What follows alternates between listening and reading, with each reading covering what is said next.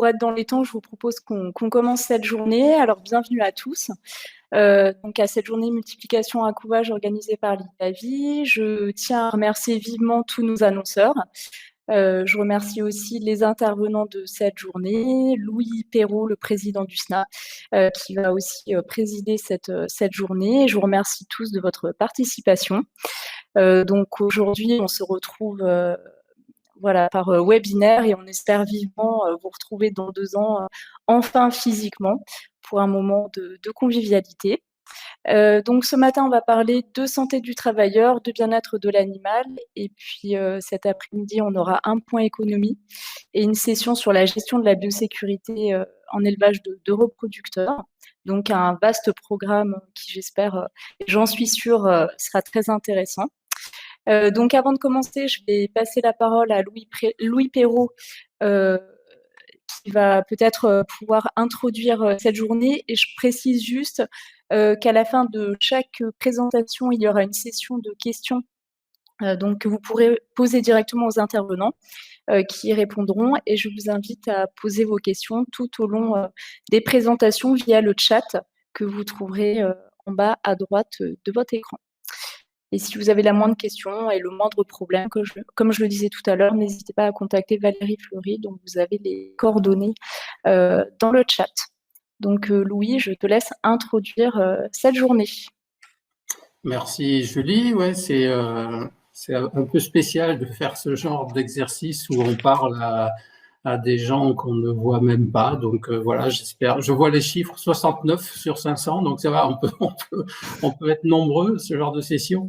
Mais donc ouais, c'est vrai que c'est assez particulier et en même temps, comment faire autrement dans ce contexte que l'on vit tous d'une façon un peu obligé, on va dire. Donc c'est vrai que, comme dit Julie, on espère que on refera ça de meilleure façon et que on se retrouvera autrement.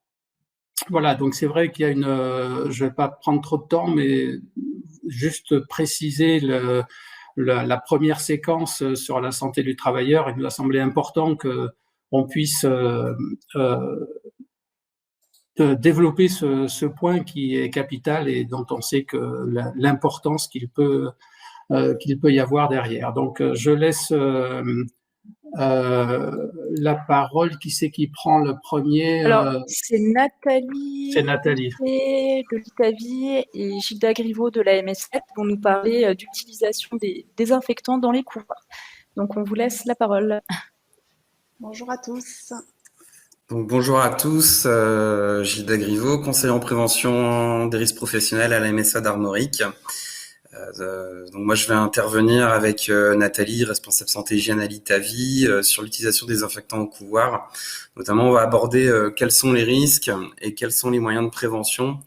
Alors, concernant les risques, ça fera suite à des résultats d'une étude qui s'appelle l'étude ADAPT, que Nathalie va vous présenter. Et moi, je vous présenterai plutôt tout ce qui est aspect prévention, protection. Juste en introduction, un rappel sur ce que sont les risques chimiques. Concernant les risques chimiques, il y a différents effets qui sont possibles pour la santé. Il y a ce qu'on appelle les effets immédiats ou toxicité aiguë, qui sont des signes qui se manifestent lorsqu'on utilise un produit. Donc, ça va dans un délai de quelques minutes, quelques heures, voire quelques jours. Ça se traduit généralement par des brûlures, des irritations de la peau, des incommodations, des céphalées, des nausées, des maux de ventre lors de l'utilisation des produits. Alors, ça dépend de quel produit on va utiliser. Et vous avez aussi ce qu'on appelle la toxicité chronique ou plutôt les effets à long terme, qui sont des effets qui arrivent dans un délai de quelques semaines à plusieurs années. Par rapport aux produits qui sont utilisés généralement au couvoir, ça va être surtout des allergies respiratoires ou cutanées ou cutanées. Mais vous avez d'autres effets possibles en fonction des molécules qui sont utilisées. Vous pouvez avoir des molécules qui sont CMR, c'est-à-dire cancérogènes, mutagènes, reprotoxiques, qui vont entraîner des pathologies à long terme. En gros, si vous voulez, c'est un peu comme le tabac. Le tabac, vous fumez une cigarette, scientifiquement, vous n'allez pas déclencher un cancer 20 ou 30 ans après. Par contre, si vous fumez un paquet par jour pendant 20 ans, bon bah là, vous êtes en cerise par rapport à un effet cancérogène. Donc là, avec l'utilisation des produits à toxicité chronique pour les produits chimiques, on est dans le même ordre d'idée. Du coup, par rapport à cette situation que vous a présentée Gilda, donc on a lancé le projet ADAPT, donc multipartenarial, donc qui associe notamment la MSA, mais aussi d'autres organismes. Donc avec une première étape qui visait à faire un diagnostic en fait de différentes situations dans différents maillons. Donc à la fois en couvoir, c'est ce que nous allons vous présenter aujourd'hui, mais aussi en élevage, alors que ce soit en filière volaille de chair, on s'est plutôt concentré sur le poulet de chair en titre d'exemple, mais aussi en filière gras. Également en pisciculture, parce que c'était aussi l'occasion de faire un projet mixte volaille-poisson. Et également en abattoir, en s'arrêtant à la partie vif, en fait, jusqu'au quai de déchargement des animaux. Donc pour la partie couvoirs qui nous intéresse, on a enquêté une douzaine de couvoirs où on a pu effectivement à la fois décrire et comprendre voilà, comment les différents produits désinfectants étaient utilisés, avec une description à la fois des procédés, des types de produits, c'est ce qu'on va vous présenter, et de la protection et prévention mis en œuvre. Et puis, on a essayé d'objectiver à l'aide du logiciel CERICH, qui est un logiciel qui a été développé par l'INRS et qui permet en fait une évaluation des risques, donc a priori, des risques chimiques d'une manière générale. Nous, on l'a utilisé en nous centrant sur les désinfectants, mais ça peut être étendu à tout type de produits chimiques, en fait, sur n'importe quelle entreprise, en fait. Donc, sur la diapo suivante... Voilà. Donc, je vous explique rapidement comment fonctionne CERICH, enfin, comment fonctionne une évaluation réalisée avec le logiciel CERICH sur un niveau qui permet d'intégrer un certain nombre d'éléments dans ces évaluations, le niveau 2. Donc, ce logiciel prend en compte d'une part la dangerosité du produit. Donc, ça, c'est tout ce qui est mention danger, pictogramme qu'on va retrouver sur les FDS, les bidons des produits. Mais également, il y a une prise en compte des types de procédés. Voilà, c'est pas la même chose manipuler, par exemple, ce que je vais vous décrire après, le bidon, voilà, remplir par exemple le matériel d'application à la main en versant directement via le bidon, ou d'utiliser une pompe doseuse. Donc ça, c'est des éléments de contexte d'environnement qui sont pris en compte dans l'évaluation du risque avec ce logiciel. Également, s'il y a une présence de captage, voilà, type hôte ou ce genre de choses, lorsque l'opérateur manipule le produit. Et puis du coup une sorte de scénario en fait d'exposition à la fois des surfaces potentiellement du corps potentiellement exposées, et puis de l'importance de la dispersion qui mettra une importance au niveau du risque inhalation. Et dans ce niveau d'évaluation CERICH, on prend également en compte la température d'utilisation quand celle-ci est contrôlée, et les quantités utilisées lors de la tâche en question.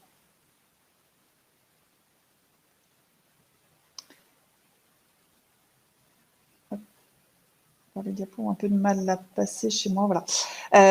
Donc, dans un premier temps, pourquoi et quand les produits de désinfection sont-ils utilisés? Donc ça, je vous apprends rien sans doute, mais en tout cas, ce qu'on a pu voir par rapport à d'autres maillons, c'est qu'effectivement, il y a une diversité très importante d'opérations en elles-mêmes d'usage de ces produits par rapport à d'autres maillons. Ce qui implique en fait, ce qui engendre une complexité à la fois dans tous les procédés qu'on peut rencontrer en couvoir par rapport à d'autres maillons, notamment élevage, où finalement c'est assez simple. On a une désinfection de bâtiment à chaque visite sanitaire, c'est tout le temps fait de la même manière, et finalement il n'y a qu'une seule opération effectivement à prendre en compte, à réfléchir pour protéger les utilisateurs. Là, on a énormément en fait de situations où on va utiliser des produits de désinfection dans différentes conditions, donc soit effectivement en conditions de forte chaleur ou au contraire à l'extérieur, ce qui implique voilà, une complexité dans la mise en œuvre de moyens de prévention et de protection des utilisateurs. Donc ce maillon-là est un peu particulier par rapport à d'autres maillons qu'on rencontre dans la filière. Et dans tout ce qu'on a pu voir, effectivement, c'est essentiellement réalisé en intérieur, mais avec, dans la majorité des cas, ventilation en fait des locaux qui permet de minimiser quand même les risques finalement, surtout inhalation des opérateurs. Donc on a en fait dans les couvoirs quand même un certain nombre de dispositifs qui permettent une prévention a priori des risques utilisateurs, notamment inhalation. Donc sur la diapo suivante, donc une petite photographie. Alors j'insiste sur le fait que c'est une photographie au moment où on a réalisé l'étude. L'étude a été réalisée courant 2020, début 2021. Donc forcément, comme vous le savez, la réglementation sur les biocides évolue fortement. Enfin, les produits biocides autorisés évoluent du fait de ce règlement biocide européen qui implique en fait une réévaluation en fait des substances et donc potentiellement voilà une évolution dans les produits autorisés mis sur le marché. Mais il n'empêche qu'en 2020, la photographie qu'on a pu voir est la suivante, c'est-à-dire qu'on a eu une majorité, et ça c'est commun à tous les maillons de la filière qu'on a rencontrés, une majorité de produits à base d'ammonium quaternaire qui peuvent être associés à des aldéhydes, donc des produits potentiellement assez risqués pour la santé. Et puis on va retrouver en couvoir donc pas mal de peroxyde d'hydrogène, également des acides peracétiques fabriqués in situ, et puis également un peu de phénolés, et après d'autres familles que l'on pourra retrouver, on va dire ponctuellement, enfin pas forcément systématiquement dans tous les couvoirs. Et ça, c'est aussi une particularité un peu du maillon couvoir, où on a beaucoup plus de différentes familles, de différents produits par rapport à d'autres maillons où le choix est plus restreint, en tout cas sur la photographie qu'on a fait en 2020. Donc on voit tant en termes de famille et de spécialité commerciale que nous avons rencontré sur les désinfectants, énormément de diversité finalement de produits rencontrés. Ce qui, là encore, implique une réflexion sur la prévention plus complexe, puisque chaque produit a ses niveaux de danger et de particularité au niveau des risques utilisateurs. Alors, au niveau de la photographie des procédés, donc ce qu'on peut voir effectivement, c'est donc on a distingué deux parties: comment le matériel d'application est préparé et comment du coup ensuite le produit est appliqué effectivement. Donc au niveau de la préparation, ce qu'on peut voir sur ce maillon couvoir, c'est que une moitié des tâches de préparation sont réalisées à l'aide d'une pompe doseuse, qui permet à la fois dans un objectif, dans un premier temps, de sécuriser, enfin, ce que nous ont dit les gens, c'est vraiment sécuriser les doses qui sont appliquées. Donc ça, c'est une motivation principale à l'utilisation de ces pompes doseuses. Mais il n'empêche que du coup, ça sécurise également les risques, notamment cutanés, et puis aussi respiratoires pour l'opérateur, puisque du coup, le remplissage finalement de tout matériel d'application se fait dans un milieu clos. Et finalement, le produit a vraiment pratiquement pas de risque ou de chance, on va dire, de rentrer en contact avec les utilisateurs. Donc, c'est aussi une manière de sécuriser finalement l'emploi de ces produits au niveau de la préparation. On a 31% des tâches quand même qui sont réalisées directement en versant le bidon. Alors, c'est souvent des petits bidons, mais il n'empêche, on a des risques d'éclaboussure potentiels avec ce genre de procédé, verser directement le produit depuis le bidon. Et puis après, on a tout ce qui est effectivement utilisation de machines qu'on a appelées dispersives, mais c'est des types nébulisateurs ou même fumigènes, où là, on aura une opération, alors soit qui est fait à distance, alors du coup là, l'opérateur est soustrait à la source d'exposition, ou encore de temps en temps encore des applications, des déclenchements en direct, où là, il faut appuyer un bouton sur un bouton sur la machine, et donc du coup, quelques secondes, l'opérateur est potentiellement en contact avec le produit s'il n'est pas protégé par ailleurs par des EPI. Au niveau de l'application des produits, donc on a 50% des tâches qui se font encore ce qu'on a appelé application à la main, c'est-à-dire soit avec une lance ou une lance de pulvérisation ou un canon à mousse. Mais on a quand même une grosse part, ce qui n'est pas forcément commun à d'autres maillons d'utilisation de fumigation, brumisation, nébulisation, où là potentiellement du coup l'opérateur n'est pas du coup présent lorsque la désinfection se fait, et c'est donc une façon intéressante de pouvoir soustraire l'opérateur finalement à la source d'exposition. Et puis après, on va avoir un certain nombre de machines, notamment laveuses de caisse, ce qu'on va retrouver aussi également en abattoir. Donc qui permet effectivement aussi un milieu clos d'application de produits, ce qui permet effectivement d'éviter les expositions des manipulateurs. Donc ensuite, qu'est-ce que ça donne du coup en matière d'évaluation des risques? Ce qu'on peut, donc on a toujours distingué donc la partie préparation de matériel de la tâche des tâches d'application. Donc ce qu'il faut retenir, c'est qu'on a quand même du coup de fait de cet environnement de travail avec de la ventilation et de ces procédés avec une recherche de procédés plutôt clos, enfin voilà, où on protège l'utilisateur. Finalement, on a quand même une grosse part de ces tâches qui présentent en fait un niveau de risque qu'on appelle résiduel. Donc, c'est a priori sans une évaluation sans le port des EPI pour l'instant.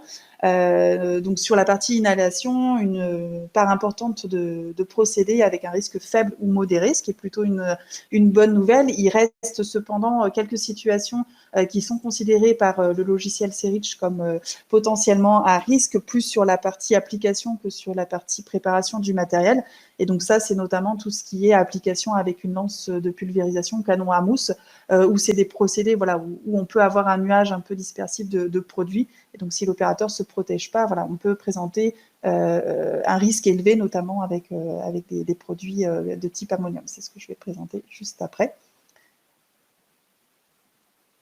Donc ça, donc là, la même chose pour la partie cutanée. Donc on retrouve également une part importante finalement de procédés, de tâches avec des risques faibles à modérés.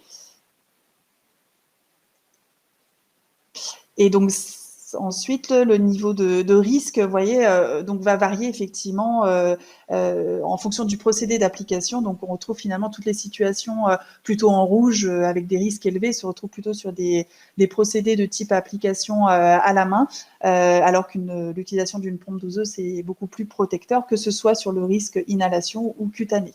Donc, c'est vraiment important effectivement de considérer le procédé en fait d'utilisation des produits, quel que soit finalement le type de produit pour évaluer le risque.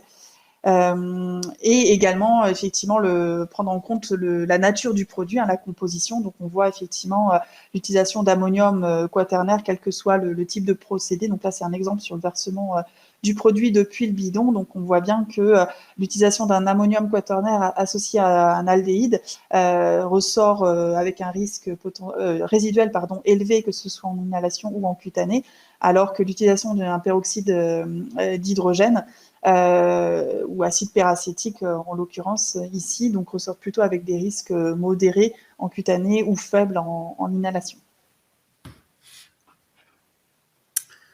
Donc, en ce qui concerne la prévention et les mesures à mettre en place, on va d'abord regarder un petit peu quelle stratégie de prévention on va prendre. Le risque, c'est une combinaison du danger et de l'exposition. S'il n'y a pas de danger, il n'y a pas de risque. S'il n'y a pas d'exposition, il n'y a pas de risque. Donc, en ce qui concerne le danger ici, ça va être le produit, c'est les propriétés intrinsèques du produit être dangereux, donc par rapport à son étiquetage. Ce qui fait que si on veut limiter le danger, pour limiter le risque, soit on le supprime, le produit, quand c'est possible. Bien sûr, quand on fait une tâche de désinfection, ça va être compliqué de supprimer le produit. On utilise une solution alternative, on choisit un produit moins dangereux. C'est-à-dire qu'on va essayer de trouver une solution pour avoir à limiter le danger. Donc, une solution alternative, un produit moins dangereux, ça va se faire en fonction de l'étude des FDS des produits, des fiches de données de sécurité des produits. Et notamment, dans le choix du produit, on va regarder l'efficacité du produit. Mais si à efficacité égale, on trouve un produit qui est moins dangereux, du point de vue de la prévention des personnes, de la santé des personnes, pour prévenir les risques d'accident, on va choisir un produit qui sera le moins dangereux. Par exemple, si on prend, je sors du champ désinfection, mais si on prend le nettoyage des pièces mécaniques, vous avez des fontaines à solvant. Il y a des solutions alternatives qui utilisent des fontaines avec des éléments biodégradables, des fontaines avec ce qu'on appelle des fontaines biodégradables. Des fontaines, ou alors vous avez aussi des fontaines avec eau chaude et eau de pression, ce qui permet de dégraisser. Donc voilà des exemples pour limiter le danger. Alors, c'est vrai que c'est assez compliqué parce qu'on cherche quand même à avoir une bonne efficacité de désinfection. Donc, malheureusement, les choix de produits sont assez limités et par rapport entre le compromis efficacité et protection de la santé. Vous avez ensuite le deuxième volet pour limiter le risque qui est l'exposition.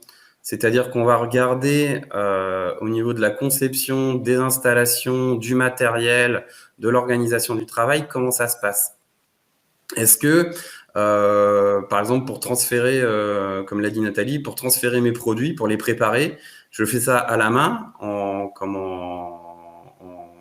transvasant le bidon dans un autre, dans le canon à mousse, en portant le bidon. Donc non seulement il y a des risques chimiques, il y a des risques liés à la manutention aussi. Et ou alors est-ce que je vais avoir un système centralisé avec une pompe qui viendra prélever dans une cuve 1000 litres par exemple, et avec un réseau de tuyauterie où j'aurai juste à me brancher pour pouvoir utiliser le produit chimique. Donc ça, on va dire, c'est vrai que sur des installations existantes, c'est peut-être un petit peu plus compliqué à mettre en œuvre, ce type de système de tuyauterie. Par contre, si vous avez des projets de rénovation, c'est vrai que c'est quelque chose qui est à prendre en compte. On va prendre en compte différentes choses concernant la sécurité, les risques chimiques aussi. Et ce sera beaucoup plus simple d'utilisation pour les opérateurs en plus. Après, vous avez aussi des chariots qui existent où vous avez juste à mettre le bidon et à faire tremper le tuyau dans le bidon qui vient pomper le produit sans avoir de manipulation de transvasement. En ce qui concerne la pulvérisation, donc c'est vrai qu'actuellement c'est fait manuellement. On peut peut-être se dire qu'à l'avenir, un jour, il y aura peut-être des robots qui viendront pulvériser les salles. Avec la robotique, avec ce qui se fait actuellement, c'est pas impossible que ça arrive sur le marché. Donc, une fois qu'on a réfléchi à tout ça, alors ça, le fait d'agir d'abord sur le danger, sur l'exposition, c'est pas nous, MSA, qui avons inventé ça. C'est ce qu'on appelle les principes généraux de prévention. Ça s'applique à tout risque. C'est-à-dire, avant de faire de la formation, donner des instructions, donner des équipements de protection individuelle, on va s'occuper d'essayer de réduire le danger à la source, de limiter les expositions pour mieux maîtriser le risque. On en reviendra tout à l'heure, mais les équipements de protection individuelle, la problématique, c'est que l'entreprise, qui a une obligation de sécurité envers les opérateurs, avec les équipements de protection, elle est moins dans la maîtrise que si elle met en place si elle met en place la stratégie de prévention, si elle met en place les principes généraux de prévention, qui, je le rappelle, sont aussi instruits dans le Code du travail. Donc, c'est-à-dire qu'un préventeur d'entreprise ou par exemple le C2SCT, lorsqu'ils réfléchissent aux moyens de prévention, ils doivent d'abord penser à limiter le danger, limiter l'exposition. Un inspecteur du travail, c'est pareil. Théoriquement, quand il va vous faire un contrôle, si vous contrôle sur risque chimique, il doit vous demander est-ce que vous avez réfléchi à la conception, est-ce que vous avez réfléchi à supprimer le danger.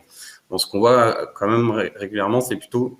On va parler des protections, parce qu'on sait que c'est compliqué de faire autrement, mais il faut quand même y réfléchir. Donc, une fois qu'on a mis en place ces principes généraux de prévention, qu'on y a réfléchi, pour les risques résiduels, on complète par de la protection, de la formation, de l'information et des instructions. Et donc,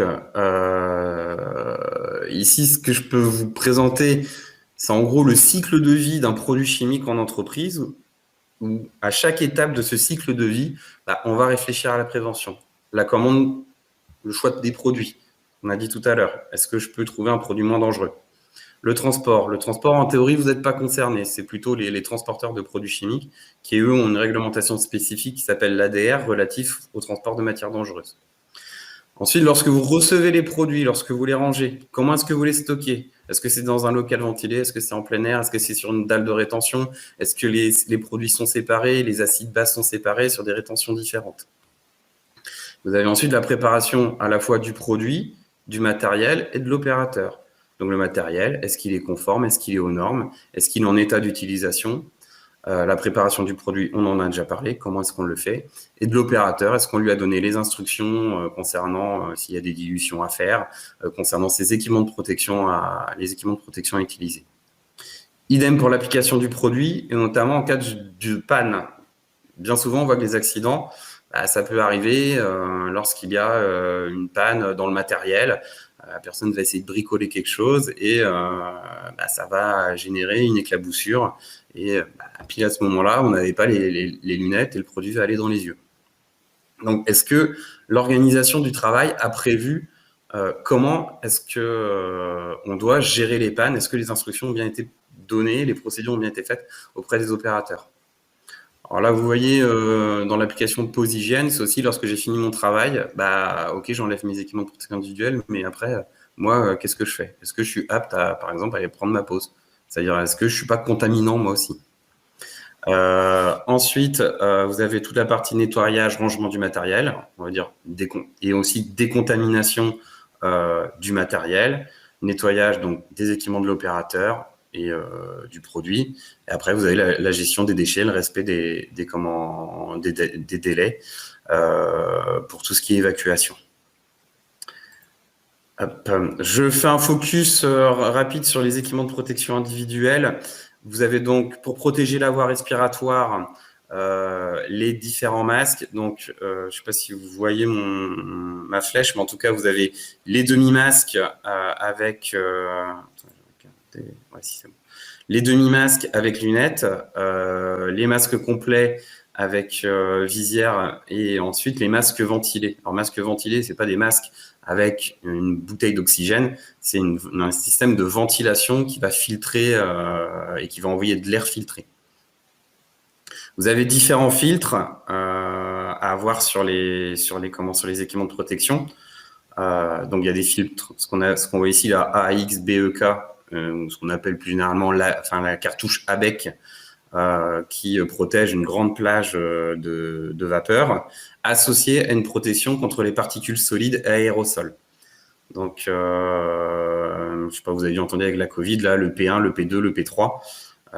Ici, lorsque vous êtes sur de la pulvérisation, on va protéger contre des particules solides. Il faut un filtre P3 auquel on va associer un filtre vapeur, donc qui va être principalement chez vous, je pense, le filtre A, catégorie 2. Pour les filtres vapeur, il y a, comme pour les filtres particules, il y a 3 niveaux de protection, 1, 2, 3. Nous, pour les particules, il faut un niveau 3, qui est le niveau le plus élevé. Pour les vapeurs, un niveau 2 suffit. Après, il faut bien regarder vos fiches de données de sécurité, parce que dans les fiches de données de sécurité, les fabricants doivent mettre quelle protection vous devez avoir au niveau des filtres. Malheureusement, ce n'est pas souvent le cas. Souvent, ils vous disent avoir une protection contre une protection respiratoire adaptée. Donc, il faut regarder les molécules et se fier aux filtres. On continue avec la protection cutanée. En ce qui concerne les gants, vous avez des gants jetables, des gants réutilisables qui sont en nitrile ou en néoprène avec présence de manchettes. Et ici, vous retrouvez les différents types de gants. Ça a changé depuis 2016-2017. Vous avez les types A, les types B, les types C qui ont des temps de perméation, d'étanchéité différentes. En fait, le type A, il a une étanchéité supérieure à 30 minutes pour 6 produits référencés, alors que le type C a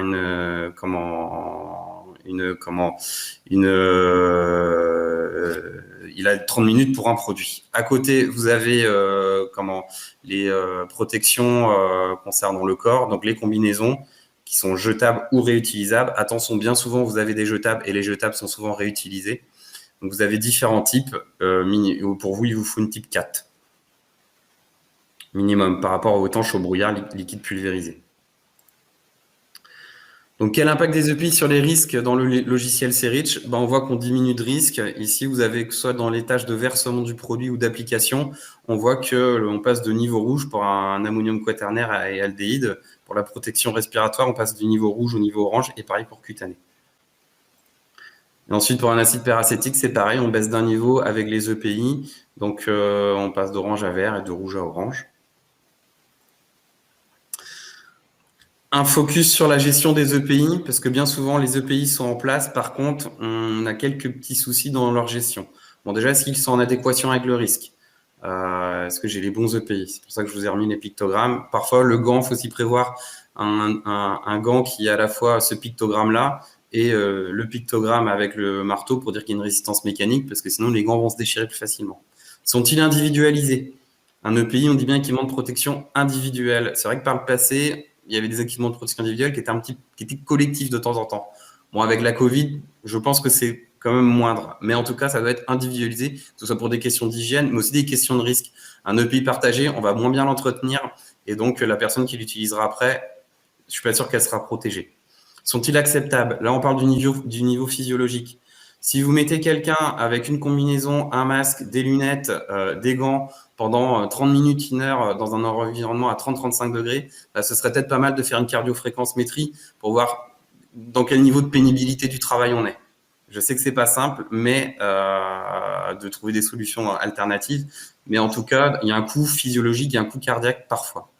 Est-ce qu'ils sont entretenus? Est-ce que je les rince? Donc, je vais rincer mes gants, je vais rincer un tablier s'il est réutilisable, une combinaison jetable, bah, s'il y a des jetables, on doit l'acheter on doit la jeter à chaque utilisation. Je suis désolé, c'est comme ça. Les cartouches, par contre, on les passe pas à l'eau. Un petit coup de lingette, ça suffit. Comment sont-ils stockés? Les cartouches dans une boîte hermétique. Les gants, est-ce que je peux les mettre à sécher? Et enfin, la période de remplacement, que ce soit pour les gants. Alors pour les gants, il y a des temps de perméation. Les gants, si je les rince, je vais pouvoir comment les réutiliser plus longtemps. Alors, en général, le temps de perméation n'est pas atteint. Souvent, vous savez, les gants, ils vont devenir un peu colorés. Bon, bah là, il est temps de les changer. Pour les cartouches, vous avez une date de péremption dessus. Ça ne veut pas dire que vous avez le droit de l'utiliser jusque-là. À partir du moment où vous l'avez utilisé une première fois, elle est valable 6 mois, à condition que vous l'ayez bien stocké. Et je laisse la parole en conclusion à Nathalie. Donc pour conclure, effectivement, donc c'est les messages à retenir, c'est qu'effectivement, en particulier dans les couvoirs qu'on a rencontrés lors de cette enquête, on a une diversité très importante d'opérations de désinfection, ce qui rend la mise en place de stratégies de prévention complexes, hein, comme vous l'a expliqué Gilda. Toutefois, par rapport à la photographie qu'on a fait, donc dès 2020, début 2021, donc on voit qu'on a quand même une part importante de risques résiduels qui semblent maîtrisés. Et donc voilà, la question qui reste, c'est comment aller vers le mieux et moins. Donc on voit bien par rapport aux exemples qu'on a montrés sur certains produits que la protection individuelle, si elle est bien utilisée dans les bonnes conditions que vous a rappelé Gilda, ça permet une diminution du niveau de risque. Encore faut-il faire attention effectivement à l'acceptabilité, comme l'a expliqué Gilda, de ces équipements, hein, parce qu'on sait tous que c'est loin d'être simple. Et puis, donc la deuxième solution, comme on l'a expliqué, l'utilisation d'alternatives ou de méthodes complémentaires. Donc ça, c'est le volet 2 du projet ADAPT, où on est en train d'évaluer quelques solutions qui pourraient éventuellement être utilisées soit en complément, notamment au niveau de la détergence et donc au niveau de l'utilisation par exemple de flore de barrière ou d'autres méthodes de désinfection. Donc par exemple, on teste là l'ozone qui peut être effectivement peut apporter d'autres complications au niveau de la prévention, mais sous certaines utilisations peut éventuellement c'est une piste à explorer pour effectivement être en alternative à d'autres produits de désinfection.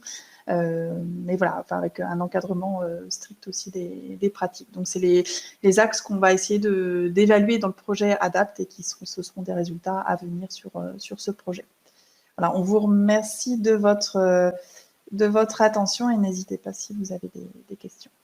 Bonjour à tous, merci à tous d'être présents aujourd'hui. Merci aussi aux équipes d'Itavi pour cette invitation.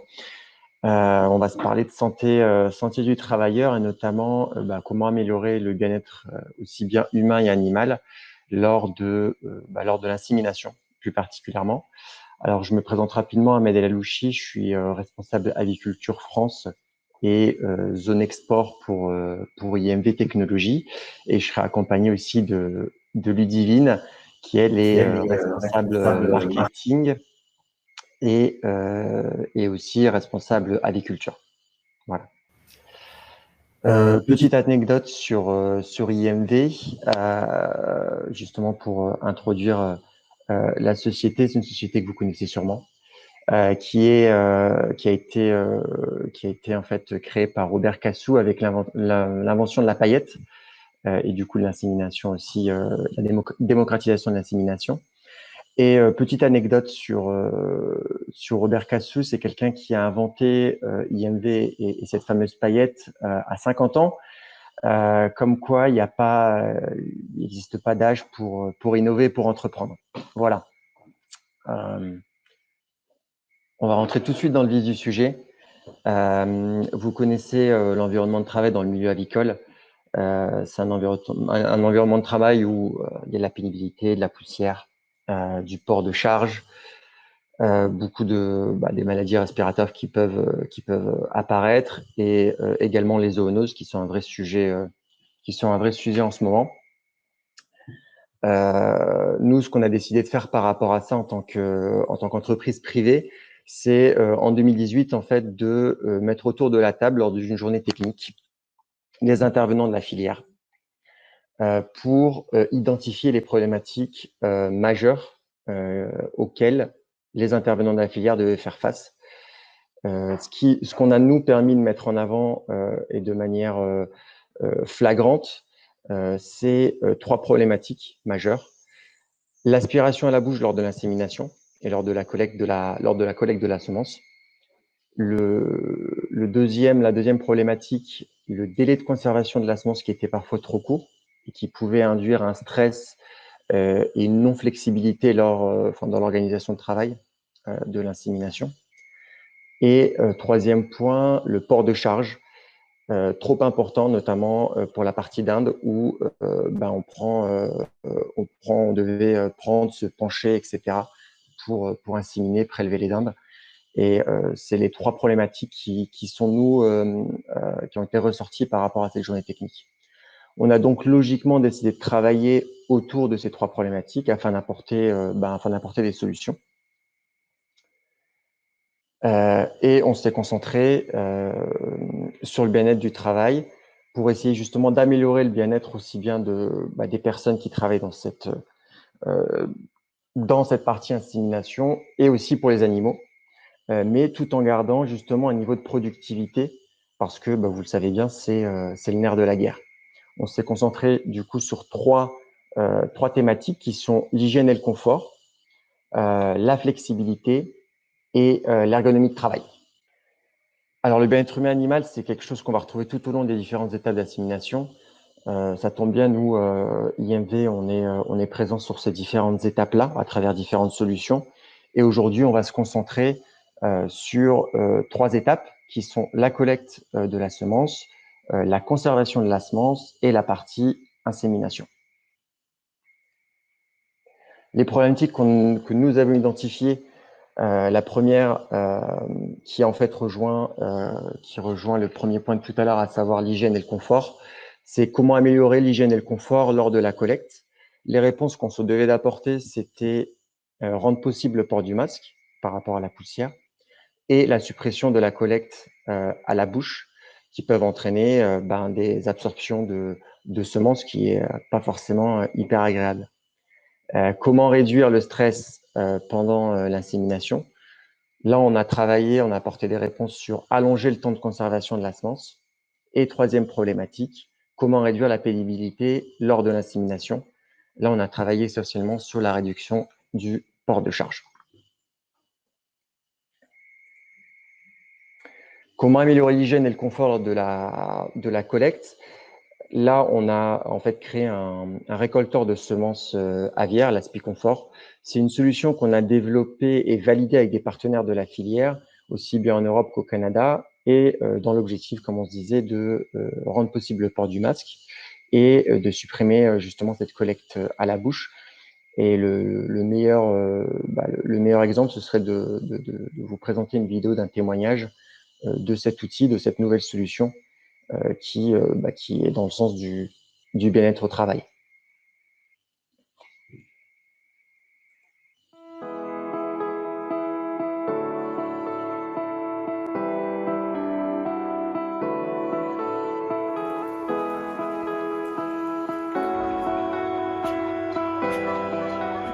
Je m'appelle Loïc. Je ne sais pas si vous pouvez voir cette vidéo. J'ai 36 ans d'entreprise.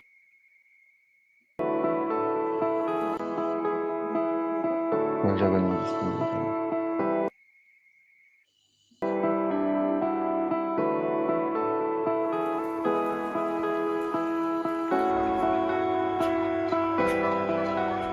Je m'appelle Loïc. Alors Julie, je ne sais pas si de votre 36 côté ans vous pouvez et lancer la vidéo. j'avais la si ça méthode fonctionne avant de votre masser côté. à la bouche. Et maintenant, avec Asprit Confort, Alors, normalement, la vidéo est elle est lancée. compacte, elle est Est-ce pratique, que, oui, c'est c'est bien, facile à transporter. Monsieur Alalpi, poser. les personnes voient la vidéo et Nous, on les l'entendent. pose en fixe Ok, très bien. et on garde le masque. Et ça, c'est très important.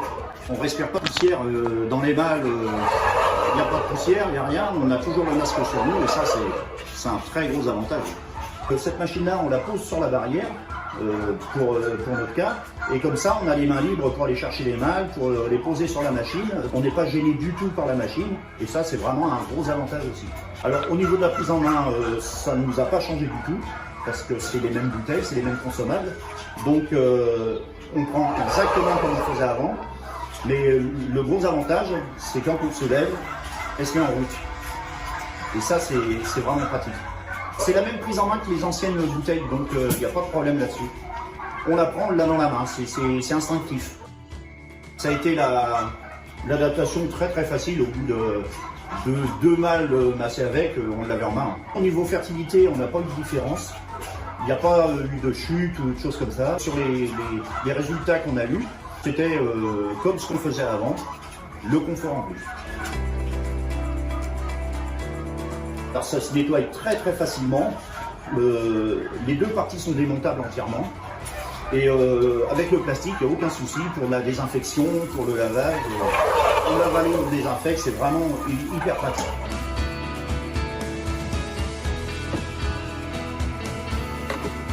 Et c'est très bien, on en est très content.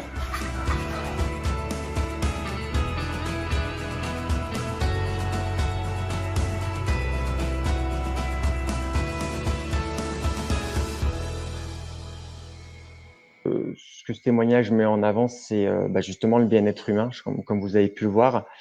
Ça permet le port du masque, ça évite justement tout ce qui est mauvaise odeur et ça évite surtout l'absorption par le manipulateur de la semence en bouche. Et cet appareil, il est aussi bien destiné aux coqs qu'aux dindons. Passons à la deuxième problématique. Comment réduire le stress pendant l'insémination artificielle? Là, l'idée, c'était d'apporter une solution d'un milieu haute protection de la semence avicole, le Nexel.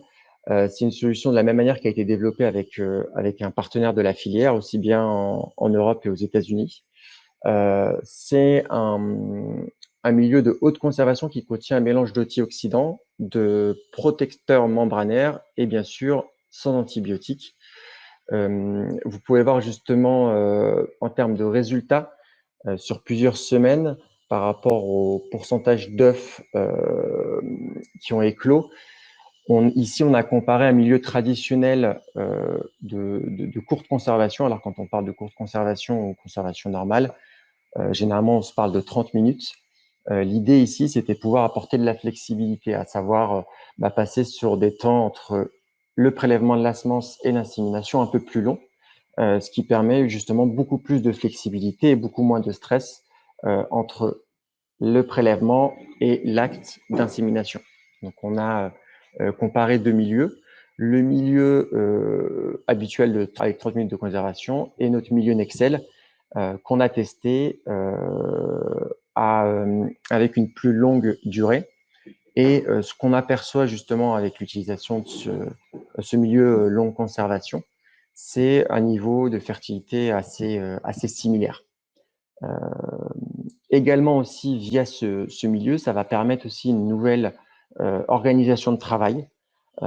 Alors ça peut être une solution pour certaines personnes, justement pour permettre aux équipes d'insémination, aux équipes de pouvoir consacrer moins de personnes, ce qui peut être le cas quand on fait face à des absences de personnel ou autres, avec une organisation où on va avoir le matin 2 personnes qui vont faire le prélèvement et ces mêmes personnes-là vont être avec les équipes, vont aider l'inséminateur à attraper les dindes l'après-midi ce qui va permettre en fait d'avoir une équipe qui est composée de 3 personnes si jamais justement on a des fluctuations du personnel.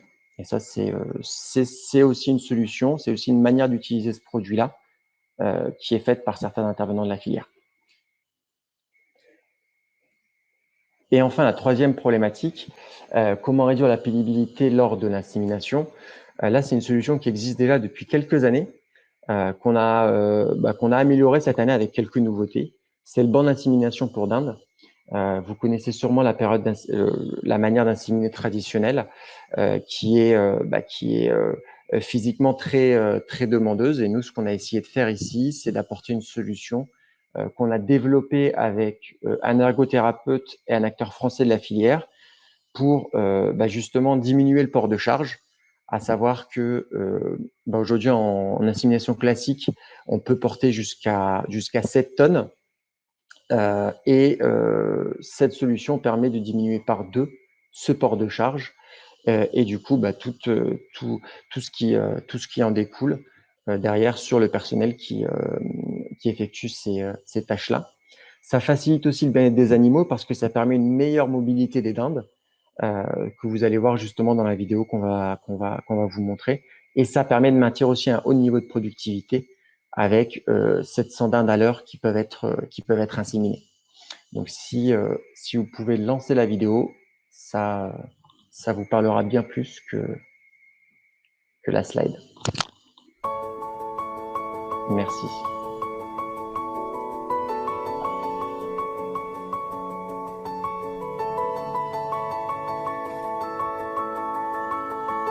Donc je m'appelle Régine, je suis responsable de l'élevage du bois bataillé à Plessala.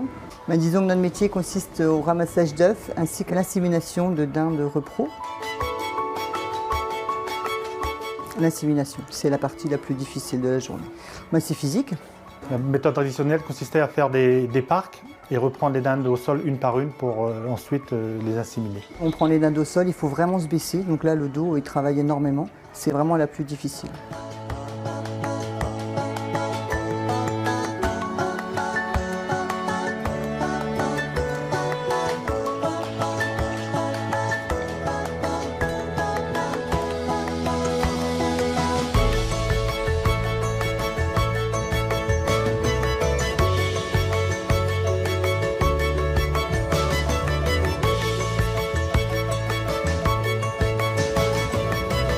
La chaise Gelgonfort nous permet d'avoir des gestes et postures améliorés. La chaise nous aide bien justement dans notre travail d'insémination puisqu'elle nous soulage beaucoup au niveau du dos.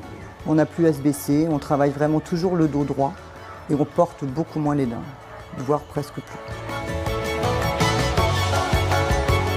Donc on a le support ergonomique pour le bras qui repose complètement l'épaule. Donc du fait, notre épaule est vraiment très soulagée.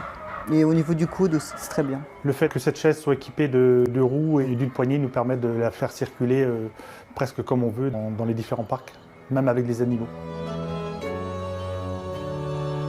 Pour nouveau, c'est beaucoup plus facile d'apprendre à inséminer et à détourner la dinde. Même pour un nouvel arrivant, il s'adapte beaucoup plus facilement à cet outil. Et aussi les résultats de fertilité qui sont peut-être améliorés du fait que la personne qui insémine a la maîtrise du geste et ressent beaucoup plus facilement l'animal.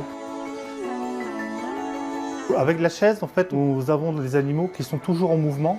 Donc la circulation apporte un avantage pour le bien-être animal où les animaux ne sont pas cloisonnés ou coincés dans des pas avec une méthode traditionnelle que nous utilisions avant. Pour avoir des animaux bien dans leur environnement, pour avoir des bons résultats de production. Ça nous change vraiment la vie. On ne veut plus inséminer sans la chaise. Ce qu'il faut retenir de cette solution, c'est un bras ergonomique qui va permettre justement de bouger de manière beaucoup plus facile et de répéter ce geste lors de l'insémination qui va beaucoup aider la personne qui va effectuer l'insémination et aussi la formation. Ça va aussi permettre de former beaucoup plus rapidement les équipes. C'est un point qui dans la filière est important aussi, de pouvoir renouveler les équipes et les former de manière rapide et efficace. Et c'est ce que va aussi permettre ce type de matériel, tout en réduisant bien sûr la pénibilité des manipulateurs et aussi le bien-être des animaux, puisque les animaux justement sont délicatement amenés sur le banc et ça leur permet d'avoir beaucoup moins de stress lors de cet acte d'insémination. Donc voilà pour notre présentation autour de comment améliorer le bien-être humain et animal lors de l'insémination. Ce qu'il faut retenir, en effet, c'est ces 3 solutions-là que nous avons essayé d'apporter avec les acteurs de la filière, à savoir le collecteur de semences pour éviter la semence à la bouche, le milieu longue conservation qui va permettre d'apporter beaucoup plus de flexibilité et moins de stress dans l'organisation de travail, et troisièmement, ce banc d'insémination qui va permettre de réduire le port de charges lourdes.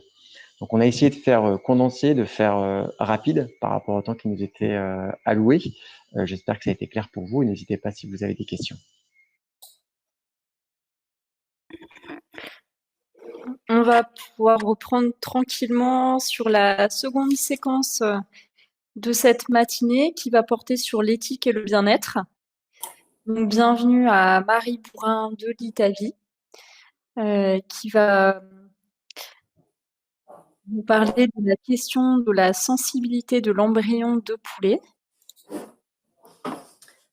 Bonjour à tous, vous m'entendez bien? Oui?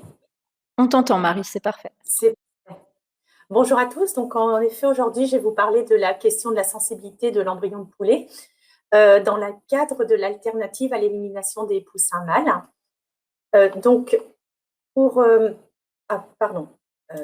Pour commencer, donc, je vais vous représenter un petit peu le contexte et les enjeux de l'élimination des poussins mâles en filière ponte, en revenant un petit peu sur l'histoire, en sachant que, comme vous le savez, depuis plus de 100 ans, l'aviculture s'est spécialisée avec d'un côté des lignées finalement chères qui visent en fait à avoir des poulets qui vont avoir des conformations, enfin une production en viande assez importante pour pouvoir être vendue en carcasse pour être ensuite consommée.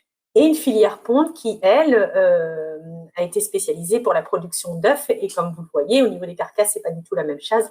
On n'a pas du tout la même production de viande. Si bien que depuis les années 50, on a une production d'œufs qui a été multipliée par 2 sur cette filière ponte et une croissance, elle, qui a été multipliée par 4 pour toute la filière chair. Et ce qui a été constaté, c'est que finalement, les critères de reproduction et ou de croissance sont corrélés négativement. Donc, au final, pour la filière ponte, puisque c'est celle qui nous intéresse aujourd'hui, les mâles de ces, les frères de ces pondeuses ont un rendement en chair qui est du coup mauvais. Et on peut le dire un peu ainsi. Et finalement, on n'a pas un grand rendement en viande. Donc, on a un constat de la filière qui du coup, donne une non-valeur pour le poussin mâle. Et jusqu'à maintenant, les poussins mâles étaient éliminés au moment de l'éclosion. Donc, cependant, au niveau de la législation, là, très récemment, le 16 octobre 2019, ici à Toulouse, en marge du Conseil des ministres franco-allemands, Didier Guillaume et Julia Klöckner annoncent la coopération des 2 États pour la fin de l'élimination des poussins mâles de souche ponte pour la fin de l'année 2021. Donc, il y a plusieurs alternatives que nous verrons ensuite. Et au niveau de l'Allemagne, le 20 janvier de cette année, il y a un projet de loi qui a été voté pour l'arrêt de l'élimination des poussins mâles à partir de janvier 2022, donc on peut dire que c'est demain, et aussi un soutien technique qui sera apporté pour permettre un ovoseksage avant le 6e jour d'incubation. Au niveau de la France, la feuille de route est à construire pour cette fin d'année, d'où le projet aussi Young qui nous intéresse aujourd'hui. Donc, au niveau des alternatives, on en a plusieurs. Donc, il y a le sexage d'ovo dont je viens de parler. Il y a également l'utilisation de souches à double fin, dites de Hall, qui permettent d'avoir, en fait, d'être un compromis entre production d'œufs et aussi production chair, en ayant une production d'œufs un peu moindre et une production de chair un peu moins bonne, mais du coup, les mâles et les femelles peuvent être utilisés. Et donc, une dernière alternative qui pourrait être l'élevage des frères de pondeuses. Mais là, il nous reste à faire un peu une évaluation économique du coût de cet élevage, puisque les frères de pondeuses ont un rendement en viande qui est, somme toute, assez faible. Donc, du coup, concernant le sexage in novo, on a forcément en parallèle l'élimination des œufs mâles. Donc, les mâles sont éliminés au stade de l'œuf et non pas au stade de poussin. Et donc, il faut forcément prendre en compte la sensibilité de cet embryon. Et donc, c'est ce que je vais vous présenter aujourd'hui. Donc, du coup, aujourd'hui, que sait-on sur cette sensibilité de l'embryon? Et en d'autres termes, à partir de quel moment du développement embryonnaire l'embryon peut-il ressentir la douleur? Donc, pour cela, il faut, je pense, bien redéfinir deux notions qui sont la nociception, à savoir une perception sensorielle, et la douleur, qui est une expérience émotionnelle. La nociception, c'est l'activation physique des voies neuronales par des stimuli potentiellement dangereux, avec ou sans l'expérience émotionnelle subjective de la douleur.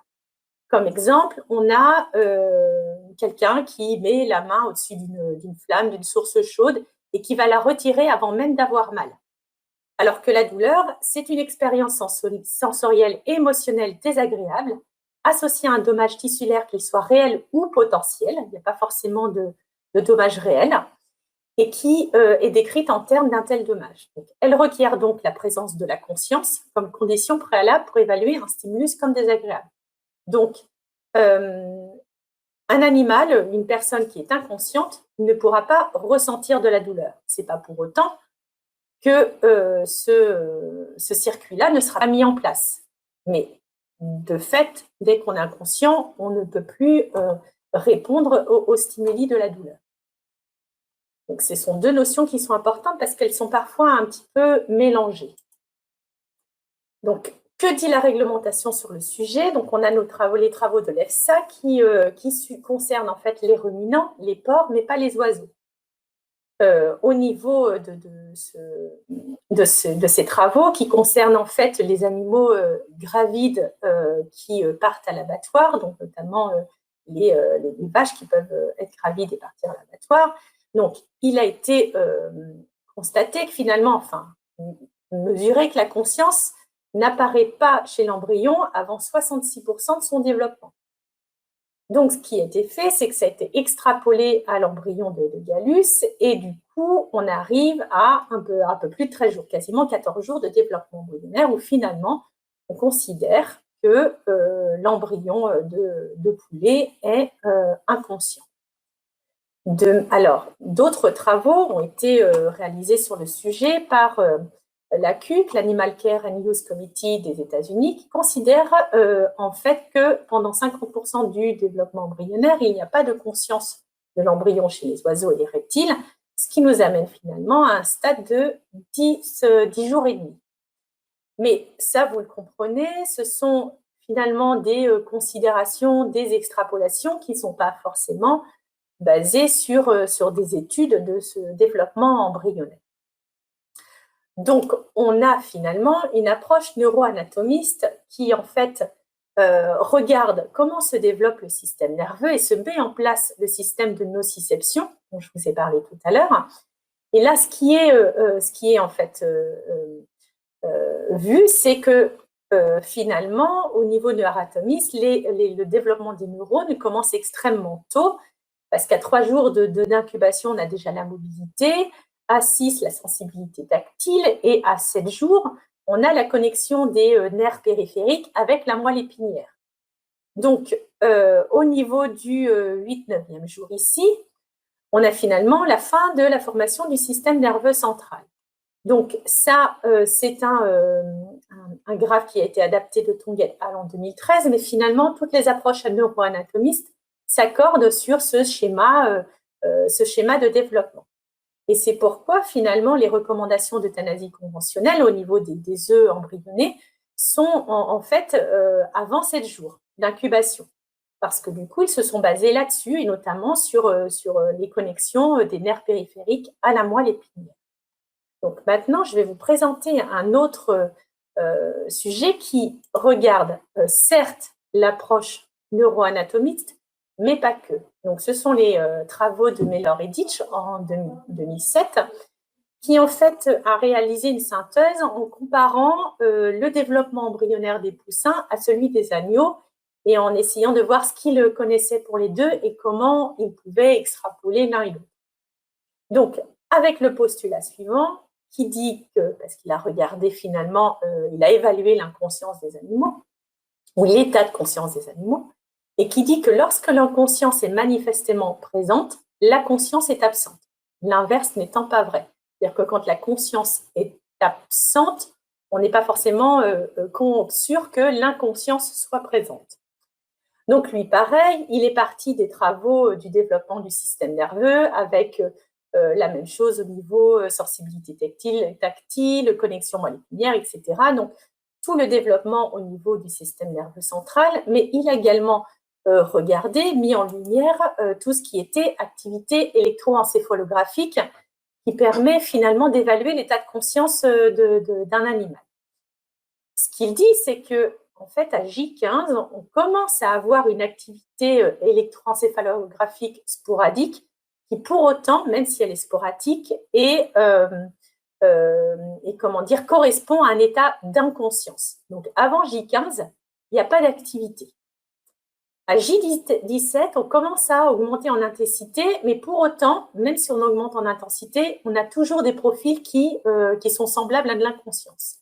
Et là, à partir de J18, J20, entre J18 et J20, on a des profils d'électroencéphalographie qui, en fait, reflètent la conscience. Donc, finalement, pour Mellor, avant le J17, il n'y a pas de problème de douleur puisqu'il n'y a pas de conscience des animaux. On parle bien là de l'embryon de poulet. Et ce qu'il dit aussi, c'est qu'on pourrait peut-être, enfin, que ces profils-là électroencéphalographiques pourraient être mis en rapport avec la présence éventuelle de neurosuppresseurs qui sont présents pour le coup, qui ont été identifiés chez l'agneau. Je vais vous en parler un petit peu plus de ces neurosuppresseurs. Donc, comment agissent-ils? En fait, par analogie avec les mammifères, la présence des neurosuppresseurs pourrait maintenir l'embryon dans un état inconscient jusqu'à l'éclosion, ce qui explique que même si, d'un point de vue neuroanatomique, on a tout le système qui est mis en place, finalement, l'animal reste inconscient, parce qu'on a les profils électroencéphalographiques qui nous les montrent. Et pourquoi il reste inconscient? Donc, chez l'agneau, il y a l'adénosine qui a été mesurée, qui est un inhibiteur supposé de l'électroencéphalogramme et qui augmente avec l'hypoxie chez l'embryon. Et chez le poussin, on ne connaît pas les niveaux et on ne connaît pas non plus l'état d'oxygène. Donc, par contre, chez le poussin, ce qu'il y a, c'est l'épipregnanolone, qui est un équivalent aviaire de l'adénosine, qui est produit par le cerveau aviaire, dont les précurseurs sont présents dans l'utérus. Mais on ne connaît pas pour l'instant l'effet de l'épipregnanolone sur les profils électroencéphalographiques et si ce sont de réels neurosuppresseurs. De même, chez l'agneau, il y a la prostaglandine D2 qui a été mesurée, trouvée, mais la situation n'est pas connue chez le poussin. Nous avons aussi l'inhibiteur chorion-allantolyque équivalent, mais on ne sait pas si c'est produit innovo. Donc, ça peut être produit plus tard, mais on ne sait pas s'il est produit nouveau. Donc, c'est des recherches qui pourraient être menées. Et enfin, il y a deux autres choses. Donc, il y a d'abord la chaleur, parce qu'il a été remarqué que des poussins refroidis, qui étaient juste au moment de l'éclosion, pouvaient commencer à émettre des vocalisations. Et puis, en plus, on a des EEG qui commencent à montrer qu'il y a de la conscience. On a un état de conscience qui arrive. Et de même, on a aussi la position du cou replié et la réponse au propriocepteur. Donc, il y a une expérience qui a été faite où les poussins juste éclos ont été replacés dans des œufs en verre, donc dans la position fétale avec cou replié, etc. Et finalement, de les repositionner comme cela, ça conduit à des EEG qui étaient semblables au sommeil et donc à l'inconscience et qui finalement inhibent les réponses d'éveil. Donc ça, ce sont des pistes de recherche. Donc, au final, si on résume un petit peu tout ça, on a notre développement embryonnaire, là, de J0 à J21 jusqu'à l'éclosion. Donc, on a nos 7 premiers jours où on a notre développement neuroanatomique qui va jusqu'à finalement la connexion entre les nerfs périphériques et puis la moelle épinière. On a cette zone-là où finalement on a bien nos connexions qui sont faites, mais en même temps, quand on regarde les papiers sur les électroencéphalogrammes, on a une activité qui est non détectée ou plate et qui commence par pic intermittent ici à J15, mais ça reste encore de l'inconscience. Et ensuite, on a des activités EEG qui sont plus soutenues et qui aboutissent finalement à la conscience des animaux. Ce qui nous a permis de définir en clair 3 zones. Donc, la première qui est une période d'insensibilité totale parce que de toute façon, les connexions ne sont pas faites, donc jusqu'à J7, il n'y a pas de souci. Cette zone grise où finalement, d'un point de vue neuroanatomique et donc nociception, tout est en place, mais les électroencéphalogrammes sont plats. Enfin, il n'y a pas de profil. Donc, du coup, il pourrait y avoir sensibilité, mais s'il y a, elle est très limitée, voire inexistante. Et là, à partir de J16, on a notre embryon qui la somme toute, peut être sensible. Même si, comme je vous l'ai montré, il peut y avoir aussi les neurosuppresseurs qui font qu'il reste dans cet état un peu d'inconscience. Donc voilà, mais bon, ça, là, je vous ai présenté un petit peu les papiers qui concernent tout ce qui est approche neuroanatomique et puis EEG, donc état de conscience, évaluation de l'état de conscience des animaux. Mais après, c'est aussi intéressant parce que les produits seront vendus, donc c'est assez intéressant de voir ce qu'en disent les consommateurs. Donc, il y a un article récent là qui est sorti qui avait pour objectif d'examiner l'effet des images sur les préférences des gens en matière de détermination du sexe in vivo à différents stades du développement embryonnaire et de réforme des poussins. Donc, vous avez ici les images, donc à 1 jour d'incubation, à 4 jours, à 9 et le poussin une fois éclos. Donc là, comment ça a été fait? C'est qu'en fait, il y a plusieurs critères qui ont été définis. Donc, ils ont regardé l'âge de détermination du sexe, donc les stades que je viens de vous montrer en image, l'utilisation des œufs ou des poussins mâles une fois qu'ils ont été, disons, écartés de la chaîne. Donc, est-ce qu'on les jette? Est-ce qu'ils sont utilisés par l'industrie chimique ou en pet food ou alors aussi en fumier?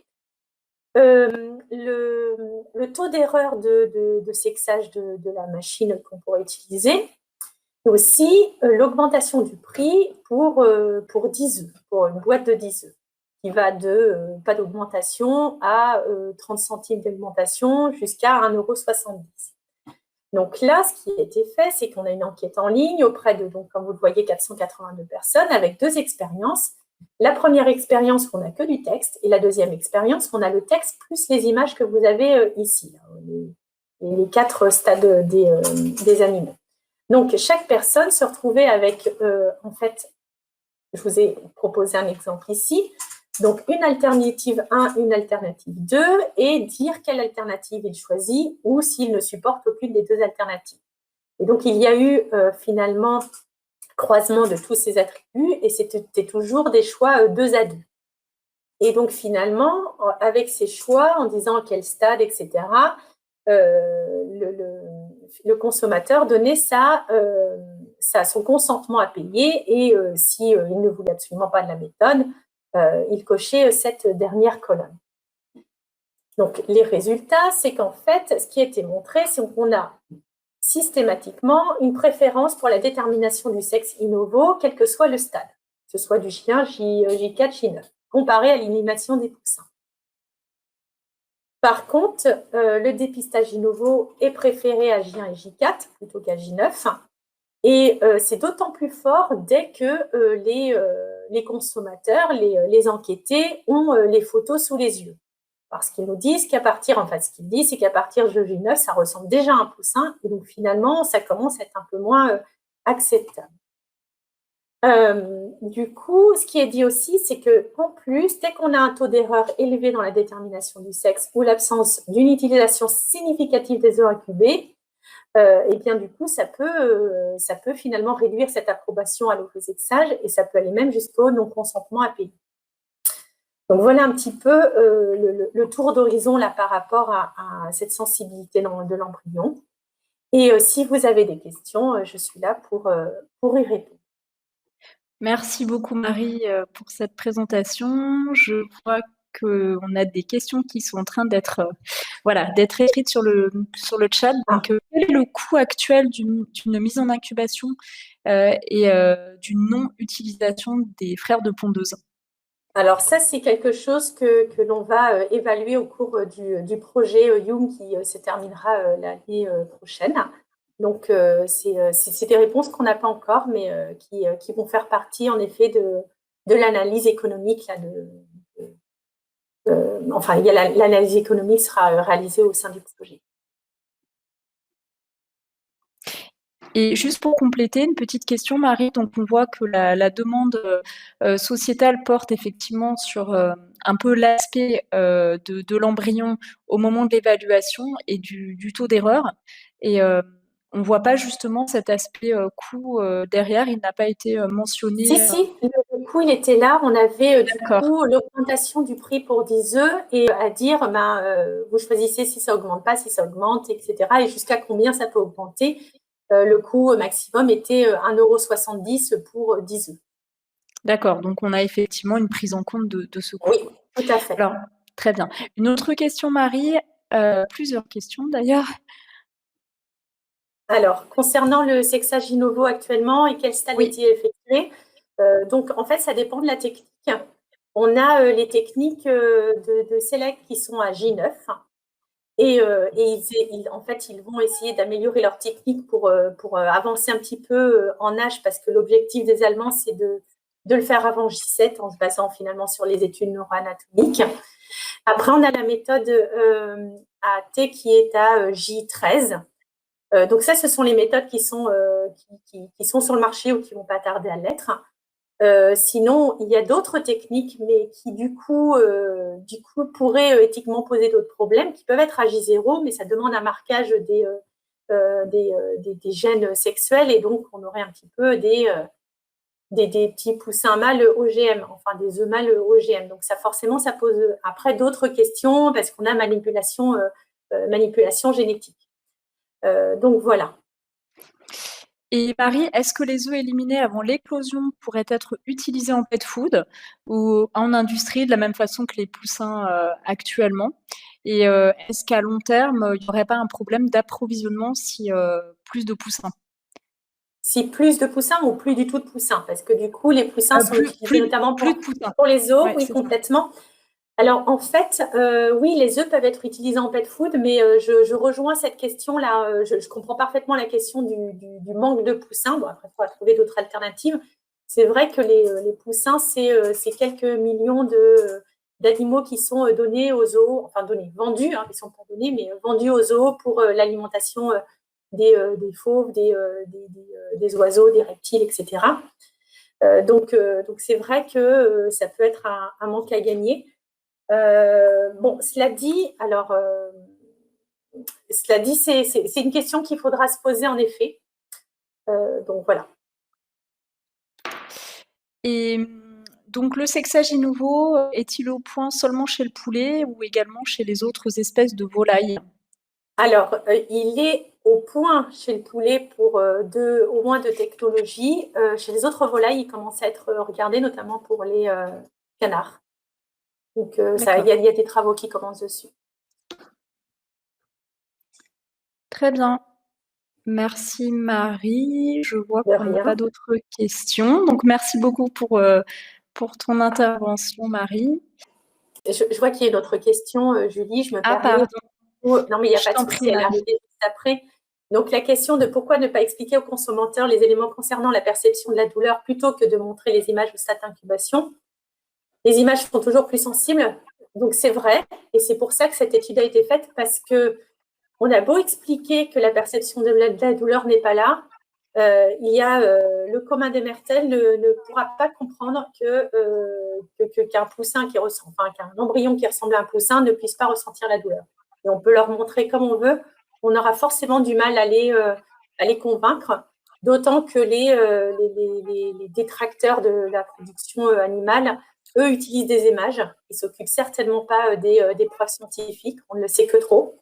Et donc, c'est pour ça qu'il est important d'évaluer un petit peu la sensibilité des consommateurs par rapport à ça. Donc, voilà. Mais après, on en parlait un peu avec Maxime, hein, qui porte le projet, hein, Maxime Quentin. Et c'est vrai qu'il y a eu des petits sondages qui ont été faits parce qu'il commence à y avoir des affichages, hein, de dire que les œufs proviennent d'animaux qui ont été ovosexés. Et en fait, les consommateurs, eux, ce qu'ils comprennent, c'est qu'il n'y aura pas d'embryon dans leurs œufs. Ils ne comprennent pas forcément que c'est à l'étape d'avant que ça se joue. Donc, je pense qu'il y a encore une méconnaissance des consommateurs par rapport à cette question-là. Ce n'est pas forcément hyper clair donc, pour eux. Donc, effectivement, des besoins de bien communiquer de manière ciblée, hein, de transmettre les bonnes informations. Tout à fait. Très bien.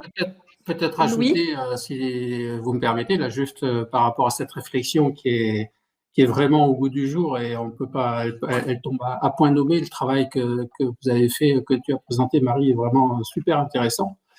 Ce qu'il faut bien comprendre, c'est que les accouveurs pontes vont très certainement investir dans une technologie et il va falloir qu'on obtienne vraiment une sorte de moratoire, parce que l'investissement qui est non seulement sur l'outil machine elle-même, mais l'adaptation de l'outil à un nouveau système, à un nouveau modèle d'incubation, c'est colossal.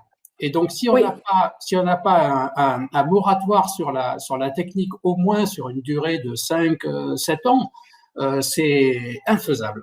Donc, ça veut dire que si la méthode, quelle que soit la méthode retenue aujourd'hui, il y en a que 2 qui sont à peu près, et même qui sont industrialisables, quelle que soit la méthode retenue, il faut absolument qu'on se batte pour obtenir ce temps et qu'on ne se laisse pas déborder par la volonté d'ONG qui vont appuyer au niveau politique pour qu'on puisse sexer plus tôt et trouver des réponses plus tôt, qui arriveront très certainement. Mais en tout cas, laissons-nous le temps d'aboutir et d'amortir l'investissement qui est nécessaire.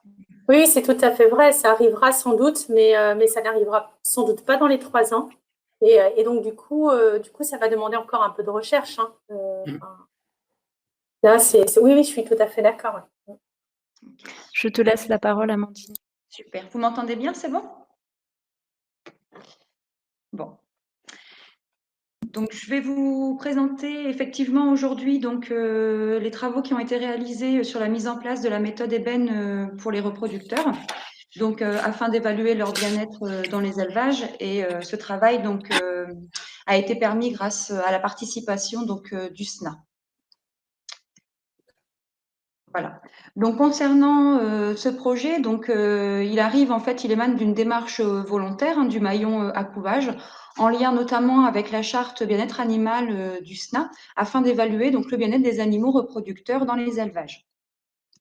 Donc pour cela, nous ne sommes pas partis de zéro, nous ne sommes pas partis de rien, on est reparti en fait de la méthode ébène qui avait été mise en place il y a quelques années, et qui elle-même donc était une méthode qui était adaptée en fait de méthodes validées scientifiquement, à savoir la méthode AWIN et la méthode Welfare Quality, donc qui sont 2 méthodes reconnues au niveau de l'Europe en termes d'évaluation du bien-être des animaux. Donc ébène se voulait être un outil de progrès qui soit donc faisable, donc c'est-à-dire pratique à mettre en place dans les élevages, qui soit fiable, donc c'est-à-dire que les résultats soient fiables et soient pertinents aussi d'un point de vue du bien-être animal, puisque c'est ce que l'on cherche à évaluer, et que cette méthode soit complète, c'est-à-dire qu'elle évalue à la fois le comportement des animaux, mais aussi leur l'état sanitaire. Hop. Donc pour cela, je voulais démarrer en fait cette présentation en faisant une petite rétrospective sur le travail qui a été réalisé entre 2019 et 2021, justement par rapport à la mise en place de la méthode ébène reproducteur. Donc tout d'abord, les espèces qui étaient concernées par ce travail étaient nombreuses. Donc notamment, nous avions donc les galus, les palmipèdes, les dindes et les cailles. Donc, nous avons travaillé au sein de l'ITAVI en lien étroit donc avec le SNA et aussi les filières, donc le maillon à couvage avec différentes entreprises. L'objectif était ensemble avec ce groupe de travail de pouvoir travailler sur la grille d'évaluation du bien-être animal, sur le choix aussi des indicateurs permettant d'évaluer ce bien-être, sur les méthodes de mesure et également sur le scoring des indicateurs. Donc pour cela, nous avons conservé en fait le cadre d'analyse initiale de la méthode Eben, donc à savoir les 4 grands principes du bien-être animal et les 12 critères. Donc les 4 grands principes étant une bonne alimentation, un bon environnement, une bonne santé et un comportement approprié. Donc ces différents principes se déclinent en différents critères. Donc pour vous les présenter concernant la bonne alimentation, donc on va aller regarder si l'accès à l'alimentation est adapté ou encore si l'accès à l'abreuvement est adapté. Pour le bon environnement, nous allons regarder en termes de critères le confort au repos, le confort d'ambiance ou encore la capacité de mouvement des animaux. Ensuite, concernant le principe bonne santé, nous allons regarder les bonnes pratiques des interventions, la prévention et les soins apportés aux animaux blessés ou encore la prévention et les soins apportés aux animaux malades. Et enfin, pour la partie comportement, en termes de critères, nous avions l'adaptation aux exigences comportementales, un comportement professionnel approprié, la prévention de peur et de stress ou encore le comportement du groupe. Donc, concernant un peu plus précisément, on va dire, la méthode Eben reproducteur, donc par rapport à cette grille d'évaluation, donc à ces 4 grands principes et ces 12 critères. Ces 12 critères sont déclinés en une trentaine d'indicateurs qui sont pertinents sur le plan du bien-être animal, puisque c'est ce que nous recherchions à mesurer ici. Beaucoup d'entre eux sont mesurables directement sur l'animal parce que l'objectif, c'était aussi d'avoir un maximum d'indicateurs dits de résultats, donc vraiment mesurables sur l'animal, qu'ils soient tout de même peu nombreux parce que si plus on a d'indicateurs et plus, bien sûr, la méthode va être difficile ou va être plus longue à mettre en place, à mettre en pratique dans les élevages. Donc, il ne fallait pas que les indicateurs soient trop nombreux et bien sûr que ces indicateurs soient partagés. La méthode actuelle, en termes de timing, il faut compter environ 1 heure pour pouvoir réaliser donc une évaluation en élevage. Donc, concernant quelques spécificités qui ont été rencontrées par rapport aux reproducteurs, donc pendant l'élaboration de cette méthode, donc il faut savoir qu'on avait quand même une diversité des espèces, comme on a pu le voir au tout début, différentes espèces étaient étudiées dans le cadre de ce projet.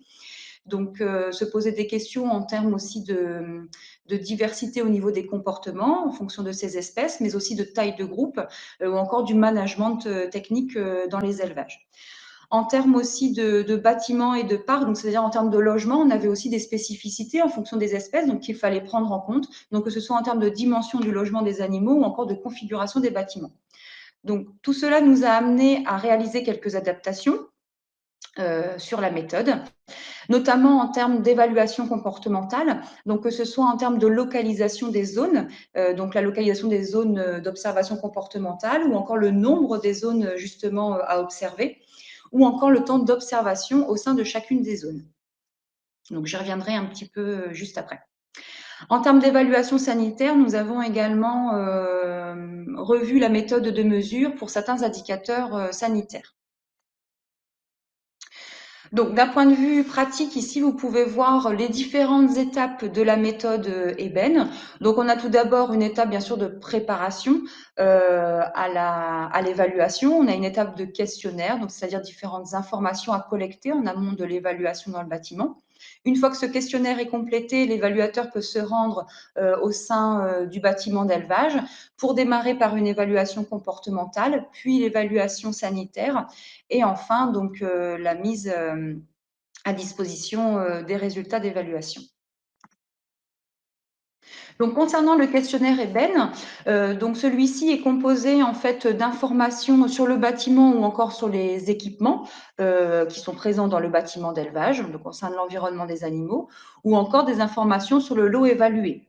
Donc, par exemple, si je reprends en fait les 4 grands principes que je vous ai présentés au début, donc typiquement ici pour le principe bonne alimentation, dans le questionnaire, on va les regarder en termes d'équipement et pour répondre aux critères d'accès à l'alimentation adaptée et l'accès à l'abreuvement adapté, on va aller regarder donc la disponibilité au mangeoire, la disponibilité de l'aliment et aussi les animaux petits.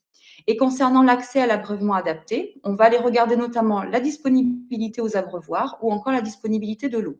Donc là, ce sont quelques exemples d'indicateurs qui sont collectés dans le questionnaire, mais il y a également d'autres indicateurs qui sont renseignés dans la partie questionnaire.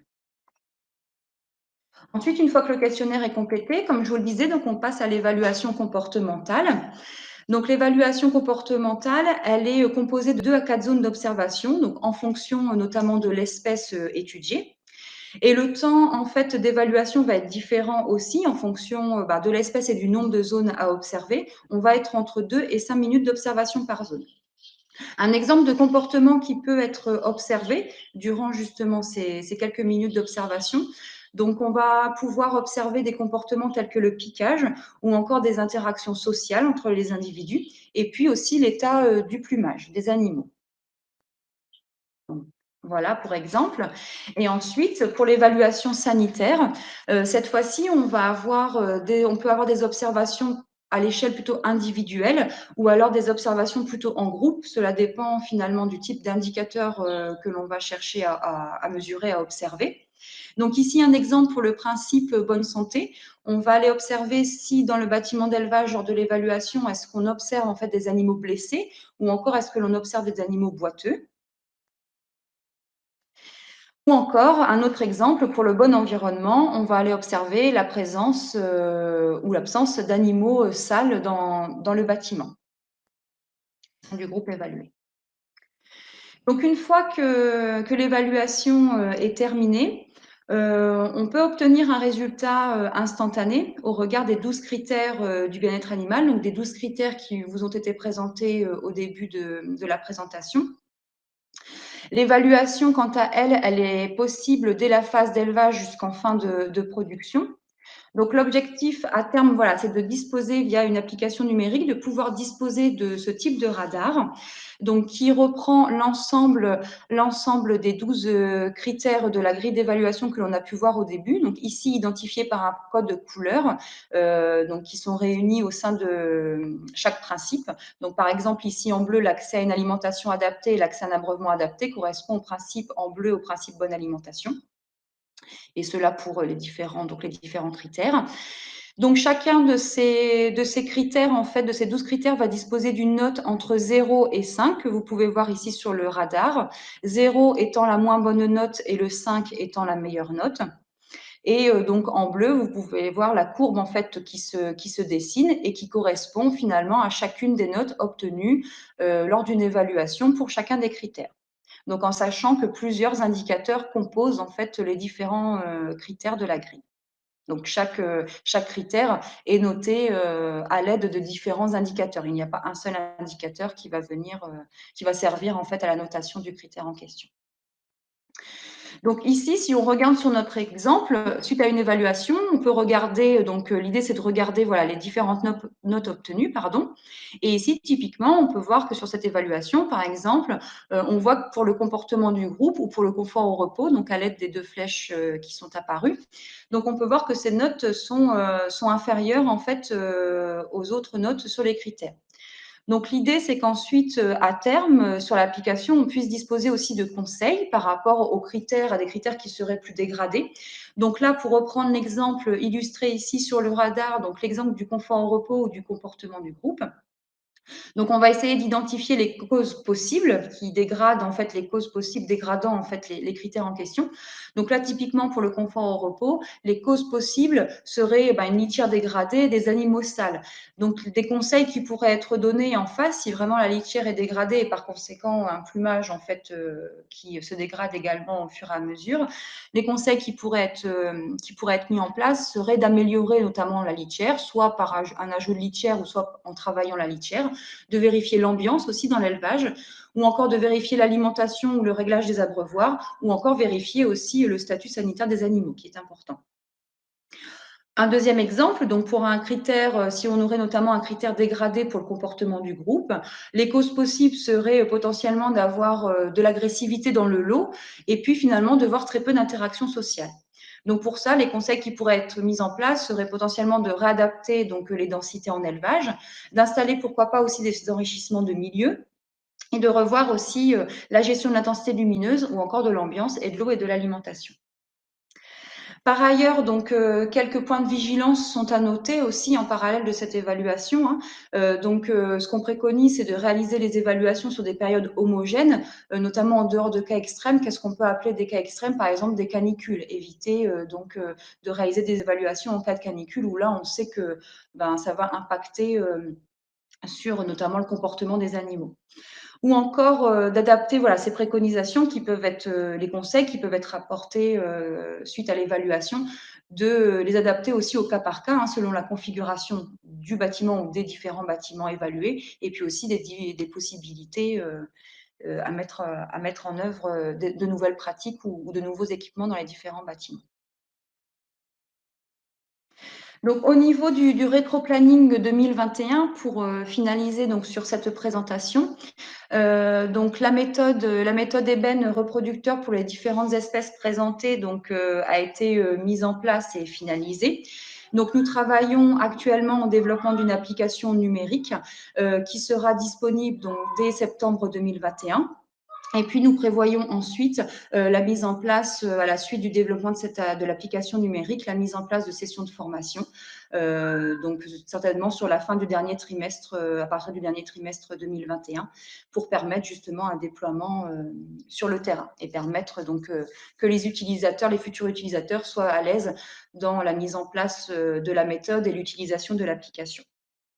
Voilà. Donc, je vous remercie de votre attention. Je remercie de nouveau le SNA pour la participation et je remercie également toutes les personnes et toutes les entreprises qui ont participé au groupe de travail et qui ont œuvré pour la mise en place et l'élaboration de la méthode ébène reproducteur. Je vous remercie. Jocelyn Marguerie et moi-même, nous allons vous présenter des travaux réalisés conjointement par l'ITAVI et par la SNPTV sur la mise à mort en élevage. Donc, d'abord, nous allons vous parler du contexte et de la méthodologie qui ont prévalu à ces travaux, et notamment le contexte réglementaire. Puis, nous aborderons l'arbre décisionnel de la mise à mort et les méthodes, pour terminer par les pistes de travail que nous allons suivre pour poursuivre ces travaux. Donc, concernant la mise à mort en élevage, les éleveurs en France sont parfois contraints de mettre à mort eux-mêmes des animaux sans pouvoir se référer à des textes réglementaires ou techniques proposant des méthodes à mettre en œuvre dans les situations où ça s'avérerait nécessaire. Et on va voir pourquoi, parce qu'on a des réglementations qui ne sont pas en phase. Et il peut exister des pratiques de mise à mort qui peuvent porter atteinte à la protection des animaux de ce fait-là, ou plus souvent même, les éleveurs ne mettent pas à mort des animaux qui sont en souffrance, alors qu'ils devraient le faire pour justement éviter ces souffrances. Donc, la stratégie de la France pour le bien-être des animaux prévoyait entre 2016 et 2020 qu'une réflexion soit conduite pour limiter la souffrance des animaux, notamment dépourvus de valeur économique, en abordant cette question de la mise à mort en élevage. Donc, pour vous résumer la situation réglementaire actuelle, on a deux réglementations qui ne sont pas en fait en phase l'une avec l'autre pour le moment. La réglementation européenne d'une part, c'est le règlement européen de 2019, qui définit donc d'une part ce que c'est que la mise à mort d'urgence et les circonstances dans lesquelles elle doit être appliquée. Elle prévoit notamment la nécessité d'un étourdissement pour provoquer un état d'inconscience et une perte de sensibilité avant la mise à mort ou au moment de celle-ci, afin d'éviter la douleur. Et donc, cette mise à mort d'urgence doit être pratiquée pour les animaux blessés ou atteints d'une maladie qui entraîne des douleurs ou des souffrances intenses lorsqu'il n'existe pas d'autre possibilité pratique d'atténuer ces douleurs ou ces souffrances. Donc, la porte d'entrée est vraiment la souffrance animale. Et donc, ce règlement encadre les circonstances et les méthodes de mise à mort. Et on a dans l'annexe 1 des méthodes homologuées qui sont définies, sur lesquelles on reviendra tout à l'heure. D'autre part, on a la réglementation française qui est régie par le Code rural, l'article R214-78, qui, elle, n'autorise la mise à mort en dehors d'un abattoir que dans 3 cas bien précis. Et la mise à mort en élevage n'y figure pas. En tout cas, pas encore, puisque la mise en conformité est prévue. Il y a un projet de décret qui ajouterait un 4e cas, donc pour certaines catégories d'animaux de rente, dans les conditions définies par arrêté du ministre. L'arrêté du ministre est toujours en cours au moment où je vous parle. Il n'y a toujours pas eu d'évolution à ce sujet-là. Et donc, les professionnels ont décidé d'avancer parce que, bien évidemment, il y a, je dirais, de plus en plus, je dirais, de préoccupations au niveau du bien-être animal. Donc, il est nécessaire de pouvoir avancer.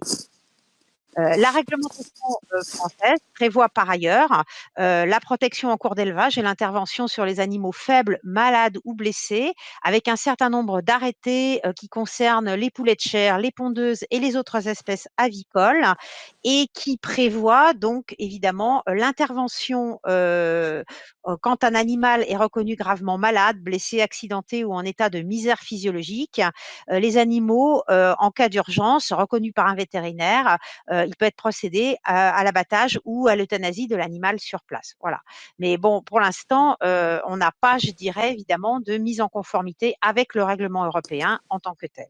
Donc l'idée, bien évidemment, c'est de constituer un groupe de travail. C'est ce qui a été fait en 2018. Il s'est réuni à la DGAL pour essayer d'avancer sur le sujet. La feuille de route initiale devait prévoir la rédaction d'un guide en 2019, une formation des éleveurs, l'organisation de la supervision par les vétérinaires et la définition des non-conformités et des sanctions. Tout ça, bien évidemment, si le fameux arrêté était sorti. Mais l'arrêté n'étant toujours pas sorti, et à la DGAL, il n'y a eu personne qui s'est occupé de ce dossier pendant très longtemps. Et donc, en fait, toute cette feuille de route, évidemment, n'a pas pu avoir lieu. Et donc, c'est la raison pour laquelle la SNGTV et l'ITAVI ont monté un groupe de travail pour justement avancer, je dirais, en l'attente de la mise en conformité de la réglementation, avec un calendrier initial qui était le suivant. Donc, un arbre décisionnel pour la mise à mort d'urgence, aussi bien pour la volaille que pour le lapin, livrable en 2019, et sur 2020, des guides de bonnes pratiques couvrant toutes les espèces de volailles et le lapin, avec des supports de formation de formateurs, d'éleveurs. Alors, vous allez voir tout à l'heure que finalement, c'était pas aussi simple que cela, et notamment au niveau des méthodes, on a encore pas mal de choses à retravailler. Donc, on n'a pas mis en place des guides en tant que tels qui devaient être avalisés par les autorités, mais vous allez voir qu'on a déjà bien avancé et que toute la partie arbre décisionnel a été réalisée et qu'on est en bonne voie pour finaliser les guides.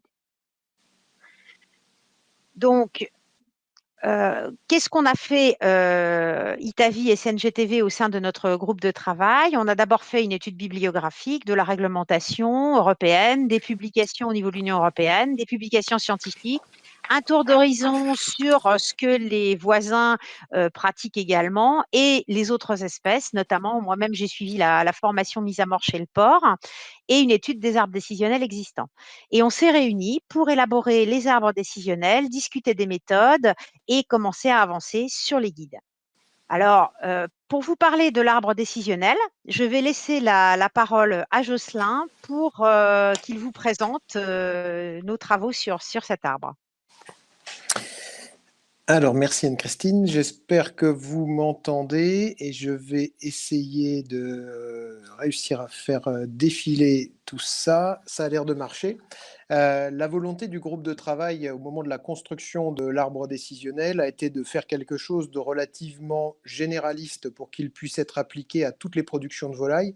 On est là sur un arbre qui n'est pas destiné qu'aux productions de volailles futures reproductrices et reproductrices qui vous rassemblent aujourd'hui, mais aussi à l'ensemble des productions de volailles, quelles que soient les espèces, quels que soient les modes d'élevage, quelles que soient les finalités de production. Donc généraliste, mais aussi solide pour que chaque entreprise, chaque élevage presque, puisse se l'approprier et en faire quelque chose d'adapté même à sa production lui-même, en l'illustrant après. Donc cet arbre, il est encore une fois, il donne un guide le plus précis possible de ce qu'il faut construire au niveau de chaque entreprise, mais il nécessite d'être adapté et illustré dans chacune de vos entreprises. Il y a 2 portes de sortie et 3 portes d'entrée. Les portes de sortie, d'abord, elles sont très importantes parce qu'on ne peut pas construire un arbre décisionnel même s'il est question de mise à mort technique en élevage, sans se donner l'opportunité de pouvoir soigner, apporter des soins et éventuellement sauver les animaux qui présenteraient tel ou tel problème. Donc une porte de sortie, bien entendu, vers la partie mise à mort qui sera complétée par le travail en cours sur les techniques dont a parlé déjà Anne-Christine, et une porte de sortie vers l'infirmerie qui elle-même a été développée dans notre rendu.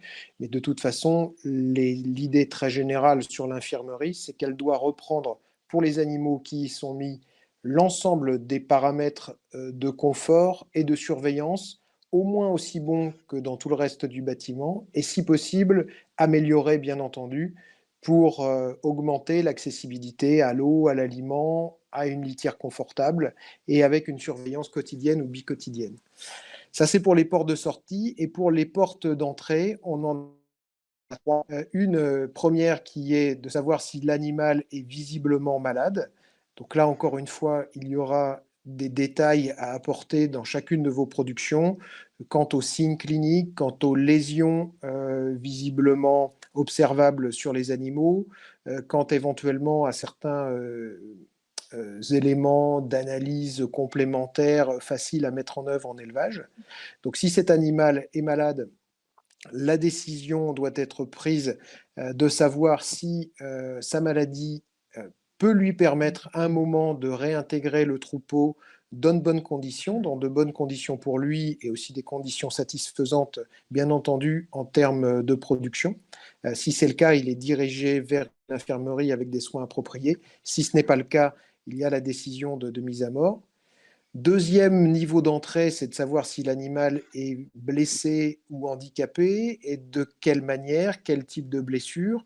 Et là également, est-ce que cette blessure peut être soignée et peut permettre à un moment à l'animal de réintégrer le troupeau, cas auquel il est dirigé vers l'infirmerie avec des soins locaux, par exemple sur des plaies, sur des choses qui peuvent être traitées avec des outils de soins localisés. Si ce n'est pas le cas, et par exemple sur une fracture, on n'a pas la possibilité d'avoir un animal qui récupère d'une fracture, alors là, l'arbre décisionnel oriente l'éleveur et son encadrement technique et sanitaire vers la mise à mort. Et troisième porte d'entrée, si l'animal n'est ni visiblement malade, ni visiblement blessé ou handicapé, c'est est-ce que l'animal est privé d'un accès à l'eau et à l'aliment pour d'autres raisons, pour des raisons qui sont liées à son développement, et notamment à un développement insuffisant, avec un retard de croissance, avec de mauvaises conformations, et éventuellement également à des raisons comportementales plutôt, avec un animal qui est visiblement dominé et privé d'un accès satisfaisant à l'eau et à l'aliment. Sur cette partie-là, ce que le groupe de travail a observé, c'est que normalement, il y a plus de possibilités sur cette dernière porte d'entrée d'avoir un soin adapté et possible pour cet animal. Donc il sera plus régulièrement, on va dire, orienté vers l'infirmerie. Et à ce moment-là, dans l'infirmerie, comme on le disait tout à l'heure, une réévaluation au moins quotidienne de son état pour savoir s'il peut y rester, s'il peut réintégrer ensuite le troupeau ou s'il doit être réorienté vers l'autre option qui est la mise à mort technique. Je te repasse la main, Christine. Merci Jocelyn. Donc, on va parler maintenant des méthodes. Et donc, ces méthodes, comme je vous l'ai dit tout à l'heure, elles sont décrites dans l'annexe 1 du règlement européen de 2019. Vous avez ici un tableau qui résume les différentes méthodes qui sont listées, avec la possibilité de mise à mort à grande échelle, mais qui ne va pas nous intéresser dans notre présentation aujourd'hui, puisque là, on parle vraiment de la mise à mort individuelle réalisée par l'éleveur sur des sujets de manière ponctuelle. Et donc, cette mise à mort individuelle, donc, vous voyez qu'il y a un certain nombre de techniques, évidemment, qui ne vont pas être adaptées ou qui ne vont pas concerner cette mise à mort individuelle. Donc, ensuite, à partir de l'annexe 1, il y a eu d'autres documents qui ont été émis par l'Union européenne et notamment un rapport de synthèse en 2017. Alors, je vous ai mis tous les liens des documents dont je parle à la fin de la diapo si vous souhaitez les consulter. Donc, ce rapport, il établit une synthèse entre le règlement européen, les avis de l'EFSA antérieurs à 2019 pour les différentes espèces et les résultats des consultations dans différents pays, notamment pour la France, c'était la FIA qui avait été consultée. Et pour chaque espèce, donc ce rapport va préconiser des méthodes de contention optimales pour la mise à mort, va sélectionner des méthodes pour chaque espèce et les classer selon leur degré d'acceptabilité et décrit la marche à suivre. Alors, vous avez ici sur la droite des petits rectangles. Le rouge, c'est les méthodes non acceptables. En orange, les méthodes acceptables. En vert clair, les bonnes méthodes. Et en vert foncé, les meilleures méthodes. Et donc, chaque méthode, dans ce rapport européen, a une petite bande de couleur avec une flèche qui qualifie en fait le degré d'acceptabilité de la méthode. Ce rapport donne également les critères d'un étourdissement et d'une mise à mort efficace et il est accompagné de fiches pratiques pour la volaille et pour le lapin. Donc, si on synthétise ce que dit le rapport de l'Union européenne, après, je vais rentrer un petit peu plus dans le détail des différentes méthodes, mais en synthèse, donc les méthodes qui sont préconisées pour les volailles, c'est l'étourdissement qui est considéré comme une méthode acceptable, le pistolet à tige perforante et le pistolet à tige non perforante, ainsi que la percussion sur la tête. Donc ça, ce sont les méthodes qui sont considérées comme acceptables pour l'étourdissement. Pour l'étourdissement, considéré comme une bonne méthode, l'électronarcose. Et pour la mise à mort, les méthodes considérées comme acceptables sont la dislocation cervicale manuelle et la percussion sur la tête. Alors, on va rentrer un petit peu plus dans le détail de chacune de ces méthodes. Alors, depuis 2017, il y a l'EFSA qui a donné un avis, qui a donc rendu un avis pour les volailles en 2019 et qui a qualifié en fait pour l'étourdissement ou pour la mise à mort les différentes méthodes qui avaient été listées dans l'annexe 1. Et là, on voit que notamment la dislocation cervicale est une méthode de mise à mort, mais n'est plus qualifiée comme une méthode d'étourdissement par l'EFSA. Donc, par contre, donc la frappe violente à la tête, la méthode par percussion l'est toujours, et le dispositif à tige perforante ou non est une méthode à la fois d'étourdissement et de mise à mort. Cet avis de l'EFSA liste aussi un certain nombre de méthodes inacceptables, sur lesquelles on ne va pas passer du temps aujourd'hui. C'est celles essentiellement qui étaient mentionnées dans le code terrestre de l'OIE. Donc, ces méthodes, évidemment, ne doivent être en aucun cas appliquées pour la mise à mort en élevage. Alors, si on revient à nos méthodes d'étourdissement, le pistolet à tige perforante ou non perforante. Donc, c'est une méthode qui est qualifiée d'acceptable. Elle nécessite une bonne contention des animaux. C'est simplement une méthode d'étourdissement. Il doit y avoir une méthode de mise à mort faite par la suite. Si elle est bien faite, notamment avec le pistolet à percussion non perforant, on peut causer une mort simultanée à l'étourdissement, mais en fait, le gros inconvénient, c'est que cette méthode peut faire du bruit.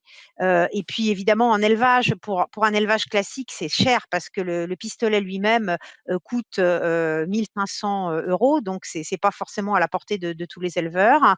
Il y a aussi la maintenance de l'appareil qui doit être réalisée très régulièrement. Donc, tous ces éléments font que c'est pas la méthode qu'on va recommander en premier. Donc, ensuite, on a comme autre méthode d'étourdissement l'électronarcose et c'est celle-ci qu'on va recommander. Elle est d'ailleurs qualifiée par l'Union européenne comme une bonne méthode.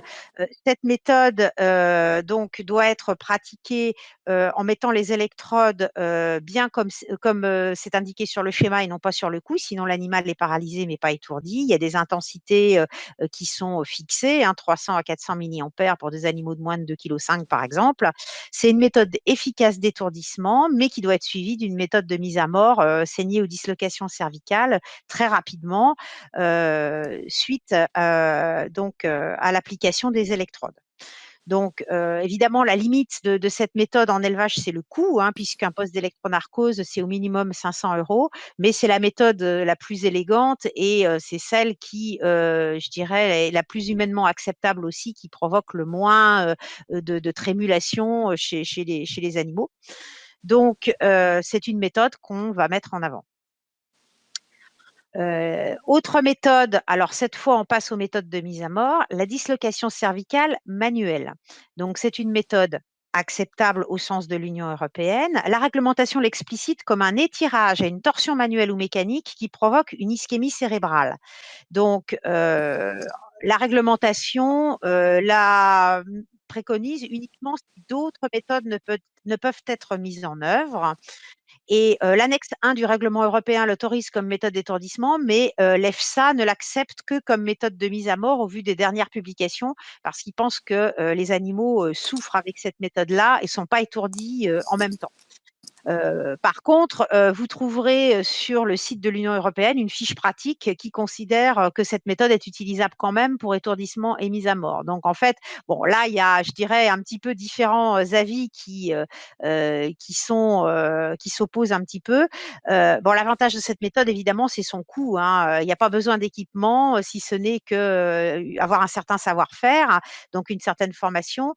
Mais son gros inconvénient, c'est que c'est difficile sur des animaux de plus grand format. Alors, la dislocation cervicale manuelle est autorisée par la réglementation jusqu'à 3 kg.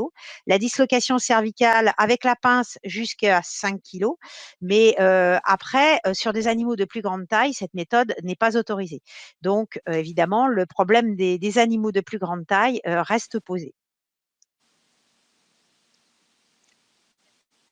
Ensuite, toujours en tant que méthode de mise à mort, mais aussi comme méthode d'étourdissement, nous avons la percussion sur la tête. Donc cette méthode-là peut réaliser les deux choses, étourdissement et mise à mort, mais à condition qu'elle soit bien réalisée. Donc il est explicité dans le rapport de l'Union européenne comment bien le faire, en tenant la volaille par les pattes, mettre la tête sur une surface dure et frapper l'arrière de la tête de la volaille avec un objet lourd et facile à manipuler. Alors, il est bien évident que cette méthode nécessite une formation de l'opérateur parce qu'il faut un certain coup de main, hein. On n'y arrive pas à tous les coups, surtout sur des animaux d'un gabarit un petit peu plus imposant. Et en tout cas, cette méthode, je dirais, provoque aussi des mouvements réflexes chez l'animal. Donc, il faut expliquer bien évidemment à l'opérateur ce qui va se passer dans ce sens-là. Donc, c'est une méthode acceptable, mais que nous mettons en avant également, à condition d'avoir le coup de main qu'il faut.